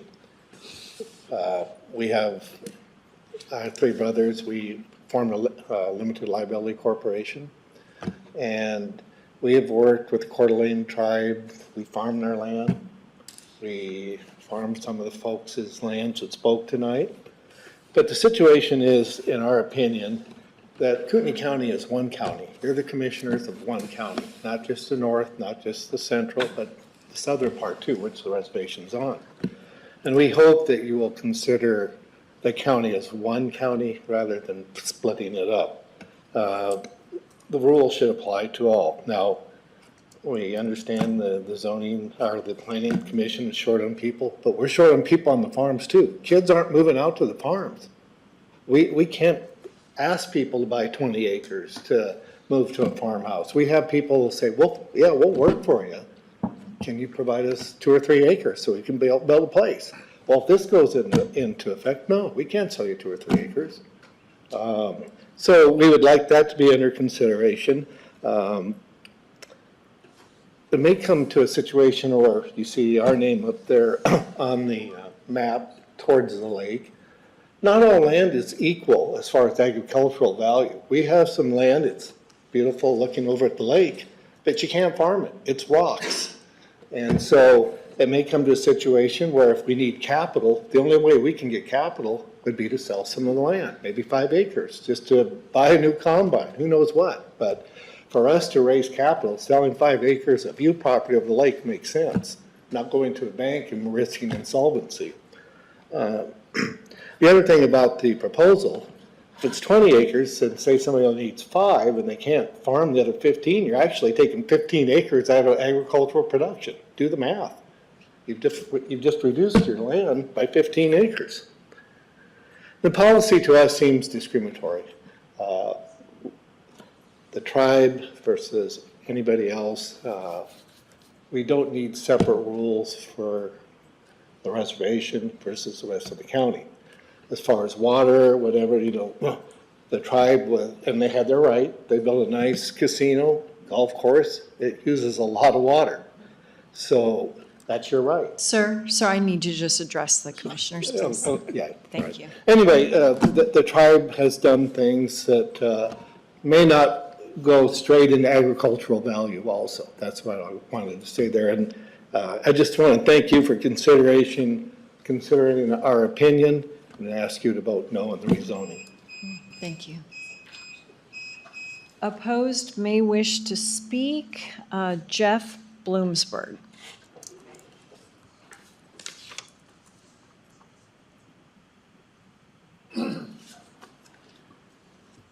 Jeff Bloomsburg, 2923 West Rolling Hills Road.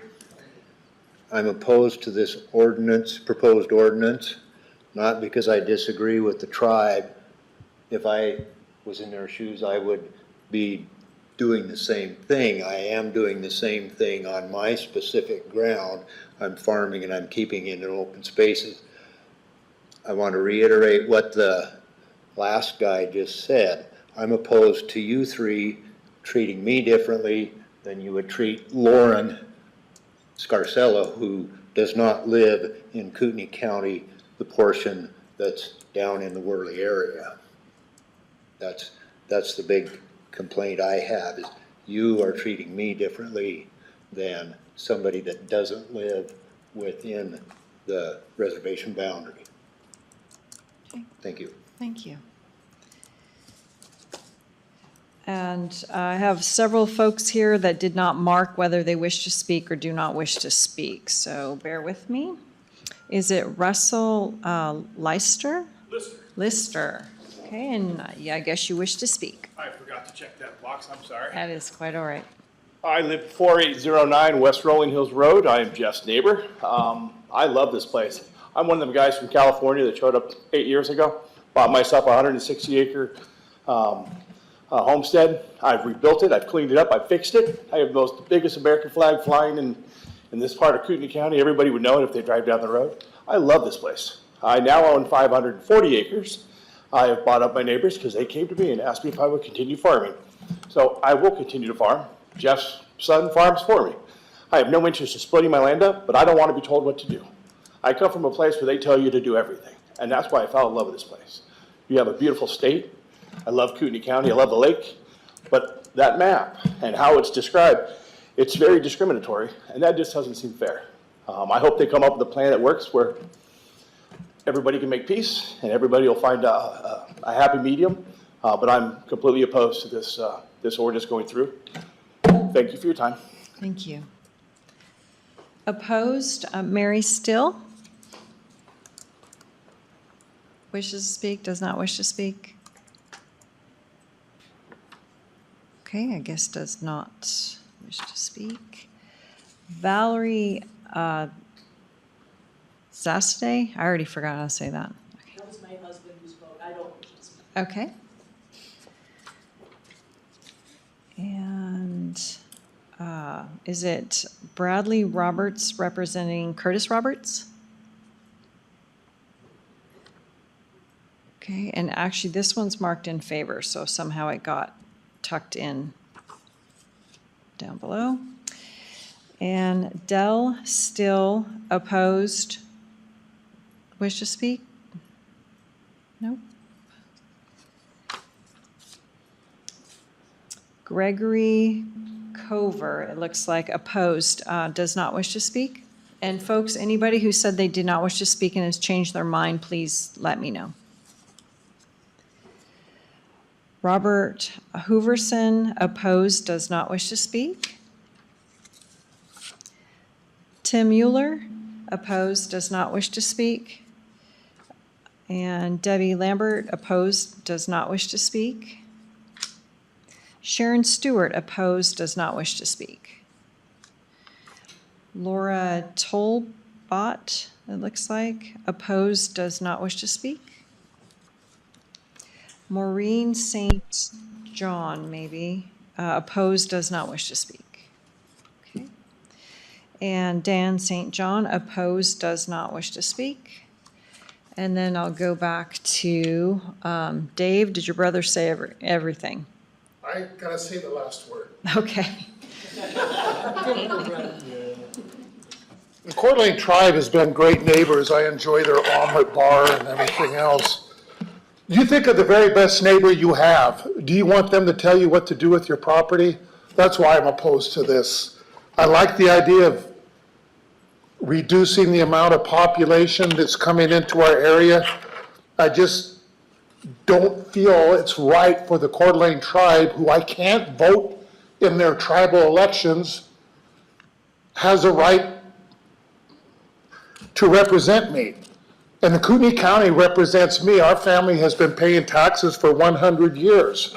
And I think we should deserve the same rights as other farmers in other areas of the county.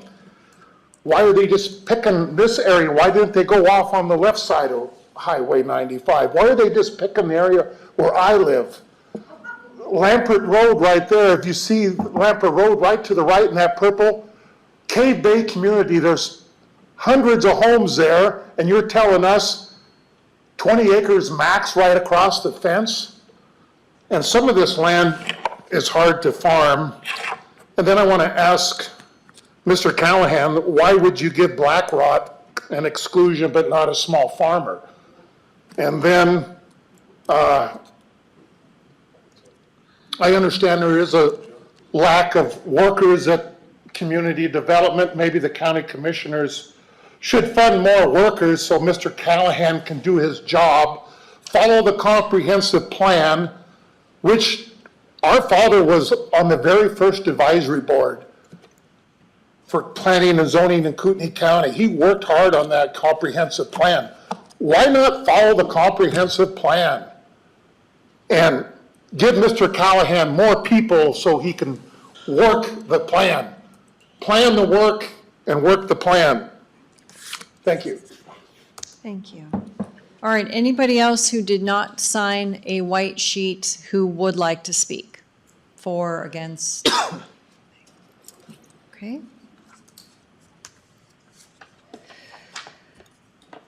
I suppose that we are ready for rebuttal then? Is that David? There's 5 people on Oh, I'm Zoom sorry. that may want to speak. Okay. Is it okay if I start? Absolutely, please do. Ben Seal, you're the first one on the list. If you would like to speak. Joel. I'm just looking at. Yes, hello. Can you hear me okay? Yes, sir, go ahead. Okay, great. Hi, my name is Benjamin Seal. I co-own a piece of property with my family near Worley off of Highway 95. So my plan is to build a house for my family. Eventually, my dream was to be able to split off a 10-acre parcel of the 20 for my son to be able to build a house as well. And this downzoning plan is frankly going to ruin that dream. A couple of specific points I'd like to mention. So you already heard this expertly articulated by Sandy Young, but I wanted to reiterate again that page 1 of the comprehensive plan explicitly discourages downzoning unless it's at the property owner's voluntary agreement or there is a clear, useful, and significant public purpose. And this is obviously, we're not in agreement with this. There are a lot of opinions represented in this room on visions for Kootenai County. The very fact that so many people tonight are speaking on both sides, and honestly, I've heard a lot more in opposition, but I feel like that proves that this is anything but, quote, clear, useful, and significant public purpose. Simply put, moving forward with this would be allowing one neighbor to force their vision of property rights on another against their will. The second point, our land is currently in the country designation. The comprehensive plan says that this designation, and I quote, promotes agricultural activities that are compatible with rural residential development, and 2, promotes residential subdivisions that allow residential and non-residential uses. Subdivisions are allowed, and that's what we bought our property. We followed those words. We trusted the comprehensive plan, the future land use map, and we feel like this is now being we're being hoodwinked, so to speak. One other argument used for pushing down zoning, even in the country designation, is that the comp plan says cluster subdivisions are discouraged. However, this argument redefines language in the comp plan to advance an agenda. Cluster subdivisions have nothing to do with standard subdivisions. These are the same things as conservation subdivisions, which are a specific type of subdivision defined in the comprehensive plan. So this is completely irrelevant to the proposed downzoning. The other point I would like to make, the downzoning being proposed directly contradicts the comprehensive plan and its language on the country designation. To change this after the fact, without our consent, deprives us of our development rights and our intended use of our property. And I would like to note, I'm not a greedy big developer trying to exploit the land. I'm a father trying to be able to homestead. So I'll close in this. I don't want to be long-winded, but tonight Kootenai County is really, in my opinion, at a crossroads. Do we tonight choose to become a place characterized by acting in bad faith, where property rights are stripped of some of its citizens ex post facto without due process, and where unilateral decisions are made to benefit some at the expense of others? Or does the county want to remain a place where its citizens are treated with respect and dignity, where property rights are protected, where due process is followed? The governing comprehensive plan explicitly states, and I quote, decisions should be made to provide certainty and to protect the rights of property owners and provide the greatest certainty. This is not fostering certainty, so I urgently urge to vote against this plan. Thank you very much. Thank you, Mr. Seal. All right. Next up would be Connie, I believe it might be Connie Kruger. Connie, would you unmute yourself if you're going to speak?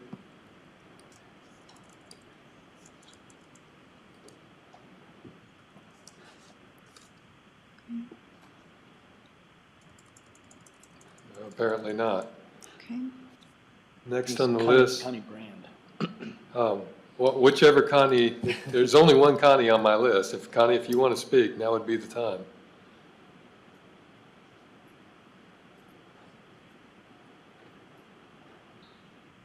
Moving on, Dale and Sarah Seal, if you'd like to speak, unmute yourself at this time. Hi, can you hear me okay? Yes, sir. Mm-hmm. My name is Dale Seal. I own property off of Ness Road near Highway 95 in Worley. I wanted to thank John Malloy for defending and supporting private property rights as planning commissioner in Kootenai County. I wanted to say quickly before I proceed that our desire and goal is the same as Mr. James, the tribal representative for our property. We have respect for him and honor the tribe and its members. And as a property owner, we want to be good stewards, not profit. So we have mutual objectives as wanting to farm our property and to preserve the natural resources and environment. This proposal could be made to downzone rural zone properties all across Kootenai County. However, property owners like us are being discriminated and singled out for downzoning today because we are within the reservation boundary. Therefore, the essential question to ask is whether or not the tribe has zoning authority over private property within the boundary of the reservation after the property was bought. In this case, in this attempt to downzone from rural to agriculture. And again, I say that as one who respects the tribe. The county is the downzoning gives the tribe a monopoly over development in the area, regardless of who actually owns the land. Additionally, the county has reportedly spent $75,000 or more so far to hire an outside consulting firm primarily focused on the downzoning scheme, money that came from the taxpayers' pockets. Zone change requests are supposed to be paid for by the requester, not the county. We pay taxes on our property, therefore we are actually unjustly paying for the very effort to downzone and destroy our plans, dreams, and the value of our property against our will. This downzoning is harmful for private property owners who relied on, in good faith, on zoning and the comprehensive plan to design reasonable development plans before they purchased their property. It's evident that it does not serve a clear, useful, and significant public purpose, which is required for all downzoning according to the comprehensive plan, which I quote from. I have a thought for Commissioner Bruce Matari, and that I hope you will consider, Commissioner Matari. In your interview with Idaho Speaks before the primary election, you spoke of conservation values and protecting citizens' rights. You said your ideal vision for growth in Kootenai County is single-family homes in rural areas such as 5-acre lots. In a later issues interview with Brian Winkler, you reiterated your preference is for less density and slow growth, which we agree with. The current designation of our property perfectly meets the objectives you support, Commissioner McCarty. Downzoning everyone to agriculture in our area would go directly against that vision that you support. On top of that, Kootenai County is already facing affordability problems due to limited supply and excess demand. This downzone would only make matters worse by forcing families like ours into overly crowded areas like Rathdown Prairie or dense areas of Post Falls. When did Kootenai County become a place willing to sacrifice its commitment to the Constitution freedom and private property rights? Sure. It looks like I'm Yes. Thank you. And Sarah up next. Sarah. Actually, Connie's notified us that she's available now, would like to speak. All right. So we'll go ahead and, since they're already on the line, we'll just take Sarah real quick. So Sarah Seal? Is she still on? Hello, I'm Sarah Seal, and I'm a property owner on Nest Road off of Highway 95 in Lilly, where I grow 40 beautiful acres of Timothy hay thanks to the conditioning of the soil by the Millhorns who spoke earlier and the cutting of the hay by the Bloomsburgs who also spoke tonight. The concluding thought of the Constitution's Fifth Amendment and the Bill of Rights states that individuals shall not be deprived of life, liberty, or property without due process of law, nor shall private property be taken for public use without just compensation. Kootenai County's proposal to downzone private property to be taken for public use without compensation is without the consent of each individual private landowner. It is unconstitutional. It's an overreach of governmental authority. Some have argued, 5 of the 6 Planning Commission members, in fact, that downzoning is not considered a taking unless it deprives the owner of all economic viable uses of the property. However, this is not the only factor to consider. To illustrate, here's an example. You can tell a property owner, you can't build here, you can't live here, you can't farm here. The only thing you can do with your land is run a lemonade stand. And it would not qualify as a, quote, taking if a lemonade stand is economically viable. In fact, the Idaho Regulatory Takings Act, the Attorney General Checklist .4 reads, Does the regulation have a significant impact on landowners' economic interests? Carefully review regulations that have a significant impact on the owner's economic interests. Courts will often compare the value of the property before and after the impact of the challenged regulation. And although a reduction in property value alone may not be a taking, a severe reduction in property value often indicates a reduction or elimination of reasonably profitable uses. Another economic factor that courts will consider is the degree to which the challenged regulation impacts any development rights of the owner. The down zone does severely reduce property value. It does significantly impact the development rights of the owners. Therefore, this proposal clearly qualifies under point number 4 on the takings checklist of the Attorney General. To determine the reduction in the property value, we had a realtor run an analysis. It was determined that the price per acre for 5-acre lots, which we were only planning to do 10, by the way, was $55,000. The price for 20-acre lots is $15,000. Thus, the value for the land with subdivisions that are blocked by those 5 planning commission members, if out of the 6 you have to get their way, it drops by over 70%. In the same analysis, properties zoned rural are currently without any subdivisions worth twice as much as properties of the same size zoned agriculture. Therefore, this down zone would reduce our property values by 50 to 70%. So you can pay us back according to the Fifth Amendment. Taking away our property rights and encroaching our land value against our will qualifies under the Idaho Attorney General's taking checklist, but more importantly goes against the Idaho and United States Constitution. This is a huge governmental overreach, and it relies on broad sweeping language and cherry-picked justifications, and it ignores the evidence in the comprehensive plan. Thank you very much. Thank you. Okay, so now we'll go to Connie. And do we know what Connie's last name is? I don't yet, Okay. but Connie can probably tell us. Connie Brand. Connie Brand, I believe. Okay. Connie, go ahead. Can you hear me? Yes. Hi, my name is Connie Brand. I own 3 parcels of land that will be affected by this down zone.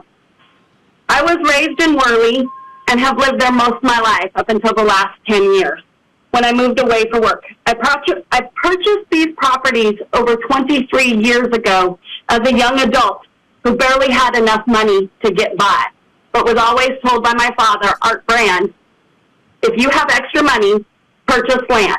It's a great investment. It will pay off in the end. I have held this property. I have paid tax on it when I could barely feed my children. I paid the tax on it. I'm not going to go into values and stuff, but if I wanted to with the zone that is classified as today, I am able to zone down to 5 acres. I'm not planning to subdivide. I haven't planned to subdivide in 23 years. But I do want my rights as a landowner for the last 23 years that I paid tax on to be upheld as a rural parcel. If property owners are losing value from this down zone, what is Kootenai County losing in tax revenue? I mean, it can be within $500,000 to millions of dollars a year, which would help our fires, our schools, our libraries, our highway districts. It's not the right thing for you guys to do to us, especially to people who have owned this property and worked hard to keep it. And a lot of us aren't wanting to subdivide, but we want that option. We want that option if it's something we want to do under our rights to be able to go in and subdivide. And that's a chore on itself. The minute you walk in to the planning department, you are told from the get-go, the minute you say subdivision, oh, you can't do that. It lies within the reservation. Without their consent, nothing goes through. And nothing has gone through. From my understanding, everybody who applies for an application, the standard letter from the tribe is, this hurts the health and welfare of the Coeur d'Alene tribe. Well, under that assumption, health and welfare has to be catastrophic. And when they talk about the water issue, I drilled 3 wells on all 3 parcels of my property, and I hit over 100 gallons a minute. So I think that excuse is moot, and I hope you guys take into consideration for the people who have lived there all their lives and spent hard time working and paying for their land, think about us. And I would hope that you guys would do the right thing. Thank you. Thank you. Next is Joel Seal.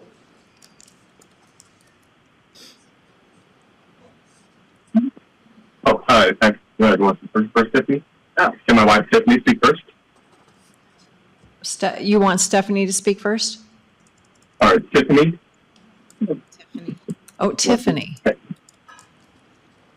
right. She was planning on going first.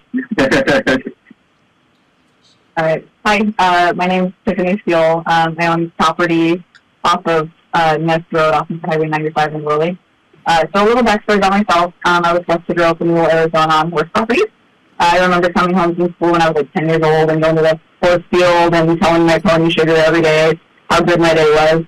And my nana and papa lived on the next acre, which is amazing. I would run to their house after school, and my nana would make me waffles and eggs in the morning, and I'd get to watch cartoons. It was just an awesome childhood. And something that I realized even as a kid was that none of my friends had that kind of childhood growing up. So I recognized how special and unique that was. So currently, we have a 9-month-old and another on the way, and this is the dream that we have for our kids as well. So to achieve this, we found a 20-acre parcel near Sun-Up Bay Road off the county road, and it was pretty perfect. So we're not rich, so my husband and I pulled our resources with our parents to build the properties with the plan to divide and build 2 family homes. But we weren't naive, so that the assumed it was going to work out, so we did our due diligence. We met with the county, we did pre-application meetings and got advice. We met with all the agencies we could, including Panhandle Health, Raleigh Highway District, Fire District, and Hazen Drilling. We even tried contacting the tribe several times. We left voicemails and messages with the tribal office to speak with the planner, but we never heard back, unfortunately. And the county told us in our pre-application meeting that they do reach out to the tribe to comment, but they typically don't respond on these types of things, as they were told. So we seemingly had green lights across the board. So we took out a loan to the property. We built, since then, we built a 20-foot wide driveway with the highway district standards. And we dug a well that's at over 100 gallons per minute. It seems to be a common testimonial as well. But then just a few months after closing, we have the rug pulled out from under us and trying to execute our plan to subdivide and build a 2-family home. And this isn't a pipe dream. These aren't unreasonable development plans that we made relying on zoning and a comprehensive plan and the county requirements at the time of purchase. So it's not right to change the rules on zoning now, after the fact, without even an option to opt out or grandfather the current zoning regulations for current property owners. It's just wrong. There's no other way to say it other than it's kind of a bait and switch situation. And we've heard, even here tonight, lots of families with similar stories.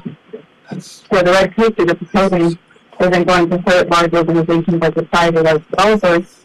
It'll hurt families like ours, and it's completely impossible for common families to flourish in this community. So rather than undercutting anything resembling affordable housing, we'll be pushing out kind of the middle-class family like the little guys, to say like ours, in favor of large developers or wealthier families who don't have the full resources in subdividing in order to afford land in Kootenai County. And lastly, one major concern to me that has yet to be addressed is that the county and the tribe have so far refused to answer whether they would stop requesting that subdivision be blocked, even if a compromise proposal is passed. So a compromise today would be worthless unless we get a commitment from the county that they will stop blocking subdivisions. Okay. But Tiffany, I'm sorry, I have to cut you off there. Sorry. I've done it so much. Thank you. Joel?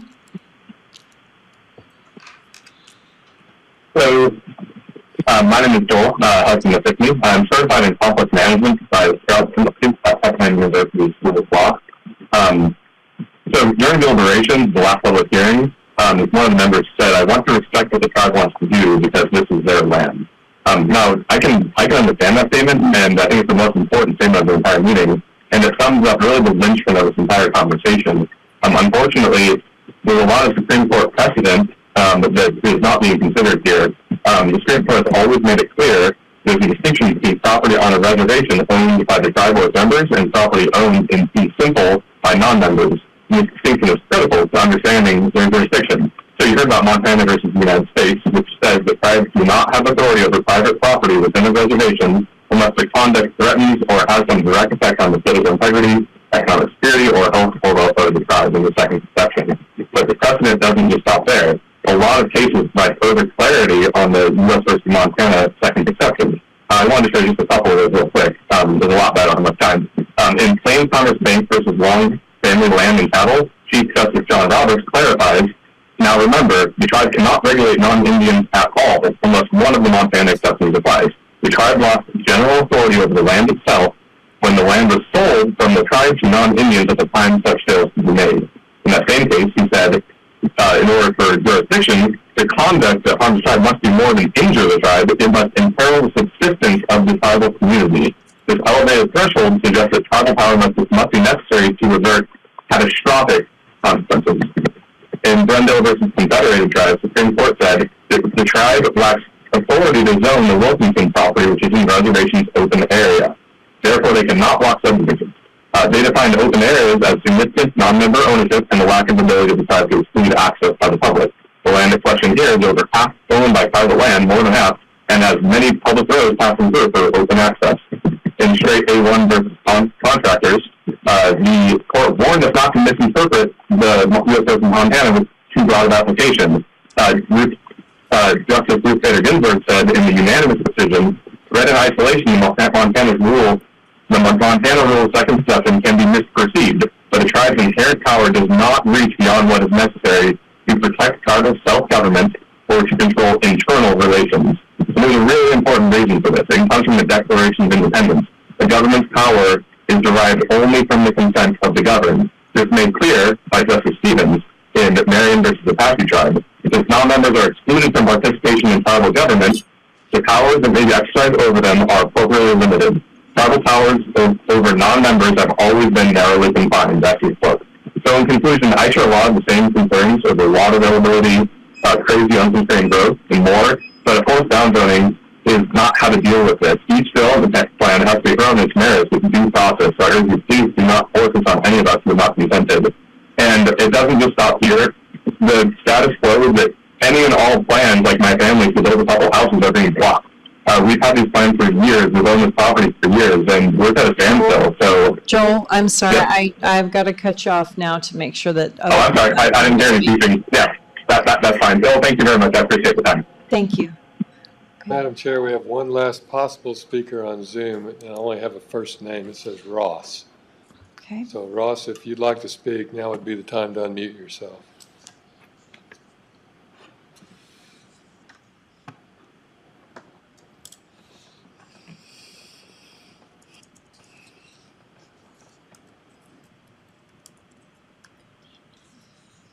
Anything in chat? No. I'm not seeing anything in the chat box or a response, so I gather he doesn't want to, or that person doesn't want to speak. Okay. And Madam Chair, if I may, I'd like to ask Pat to respond. To me, since this is a legislative hearing, I don't know that there's a rebuttal per se, Okay. but it might be good planning practice just to allow the tribe to speak. I don't know. What do you think, Pat? Well, you're right, there wouldn't necessarily be a rebuttal in a legislative proceeding. However, I do think at the chair's discretion, you could allow the tribe to speak to, address the comments that have been made. Okay, and I do have a couple questions as well. What is your thoughts on a rebuttal? I'm fine to hear that. Okay, Yes, as long as it's timed and not too long. sure. Mr. Stevenson, is 5 minutes sufficient? Oh, wow. I'll be faster than that, and I would share my time with the acting chair of the tribe. I would just point out something that's been said a couple of times, why is this land treated differently than other land? It's because it's on the reservation. That's a fact, and that's why the tribe is here and interested. I'd like to point out something I pointed out during the Planning and Zoning Commission part of this. I sent the last page of an Alta Schedule B. So everyone who purchased land in this area and bought title insurance got an Alta Schedule B. That is the exceptions to coverage for a title policy. Those are the things that the title insurance company will not cover against. The land described is within the exterior boundaries of an Indian reservation. Exclusion from coverage is amended to include the following: any law, ordinance, or regulation of an Indian tribe or nation restricting, regulating, prohibiting, or relating to the occupancy, use, or enjoyment of the land, or a change in dimensions or area of the land, or any parcel of which land is or was a part. So everyone who bought property and bought title insurance doesn't have coverage for that. And just because it's on a reservation. And that's the only point I wanted to make, and I leave the rest of the time for Mr. James, unless you had a... I don't have a question. No, thank you.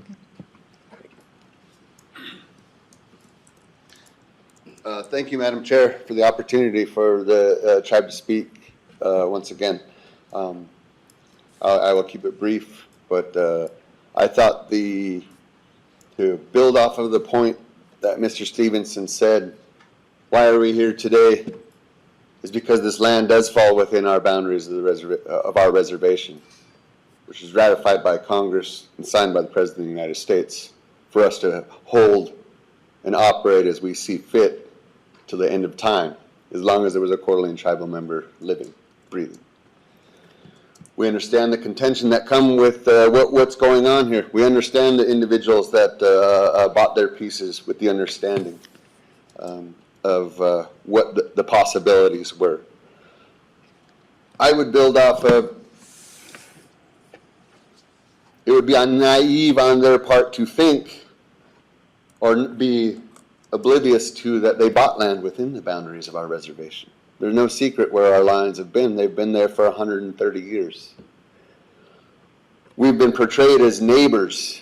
We're only neighbors in this because it was the actions of our leadership that wanted to take this approach, to come to your commission, to try to work in conjunction with you, hand in hand, for the betterment of our county. I would like to correct some of those that spoke online. It is Kootenai County, not Kootenai. We have put a trust in a relationship that we've spent the entire existence of Kootenai County in, with hopes that it would be reciprocated that respect. That's why we sit here before you and have taken this avenue. We have not involved any federal entities. We have not involved any Bureau of Indian Affairs. We have sat here and tried to work as neighbors, which we have throughout our history, which has been reiterated from everyone from the tribe's perspective. But there's one simple point of why we are talking about this section. It is within the boundaries of the Coeur d'Alene Indian Reservation. Thank you. Thank you. So I have a couple questions, and I don't know who would be most proper to answer these, possibly the tribe, possibly staff. So the boundary of the reservation, we're not talking about anything on the east side of the lake, but doesn't the tribe boundary go over there as well? It does.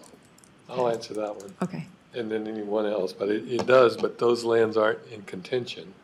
And most of them, as I understand, are owned by the federal government. Okay, so they're already zoned. They're already in the ag zone, except, in Harrison, and then property close to lake, like the O'Gara area and that kind of thing. Okay. And then I know that there's a threshold, and I can't find my notes. I have a lot of notes here. But essentially, it's the three things that are clear. And I need to know if two of the three, one of the three, or all three need to be met. And that's clear, useful, and significant. Are you looking in Regarding, the Land Use and Development Code? I don't know where it is. It's just, unfortunately, I didn't say where it is. I just have a question here that says, what is the clear, useful, and significant public purpose? Yes. So that's three together, not separate. Is Hang that on, correct? he's looking it up right now. Okay. So yes, I think what you're referring to is Objective 2, Policy 2, within the property rights element of the comprehensive plan, which states, to avoid reductions in land use intensity called downzoning in any county-initiated zoning map or development code text amendment, with the exceptions being a property owner's voluntary agreement to a change, or if there is a clear, useful, and significant public purpose. Okay, so it's a combination, it is not singular. Right. Okay. That's all of my questions. Do you have any questions? I do not. Okay, Bill? All right, and we are still on board with August 10th at 10 a.m. in this room. It will be via Zoom. Well, I don't think it'll be via Zoom. It'll be via YouTube. YouTube. Okay. The other thing I guess I wanted to ask is I did hear from a couple people during the break that they wanted to submit written information. So can they still do that? Because this is a legislative hearing they may. Okay, fantastic. So those of you. Give it to me. Yes, so please submit it to David Callahan, and then he will get it to the board, and we will be able to review that before August 10th. So one last time, anybody else here who has not spoken already, who would like to speak tonight? Ma'am?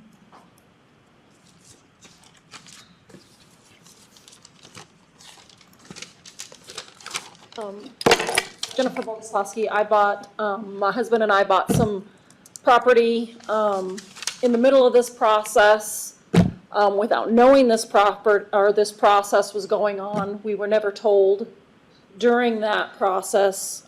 We only found out a couple of months ago. I just happened to come across an article on that. I would just like to say I'm opposed to the rezoning.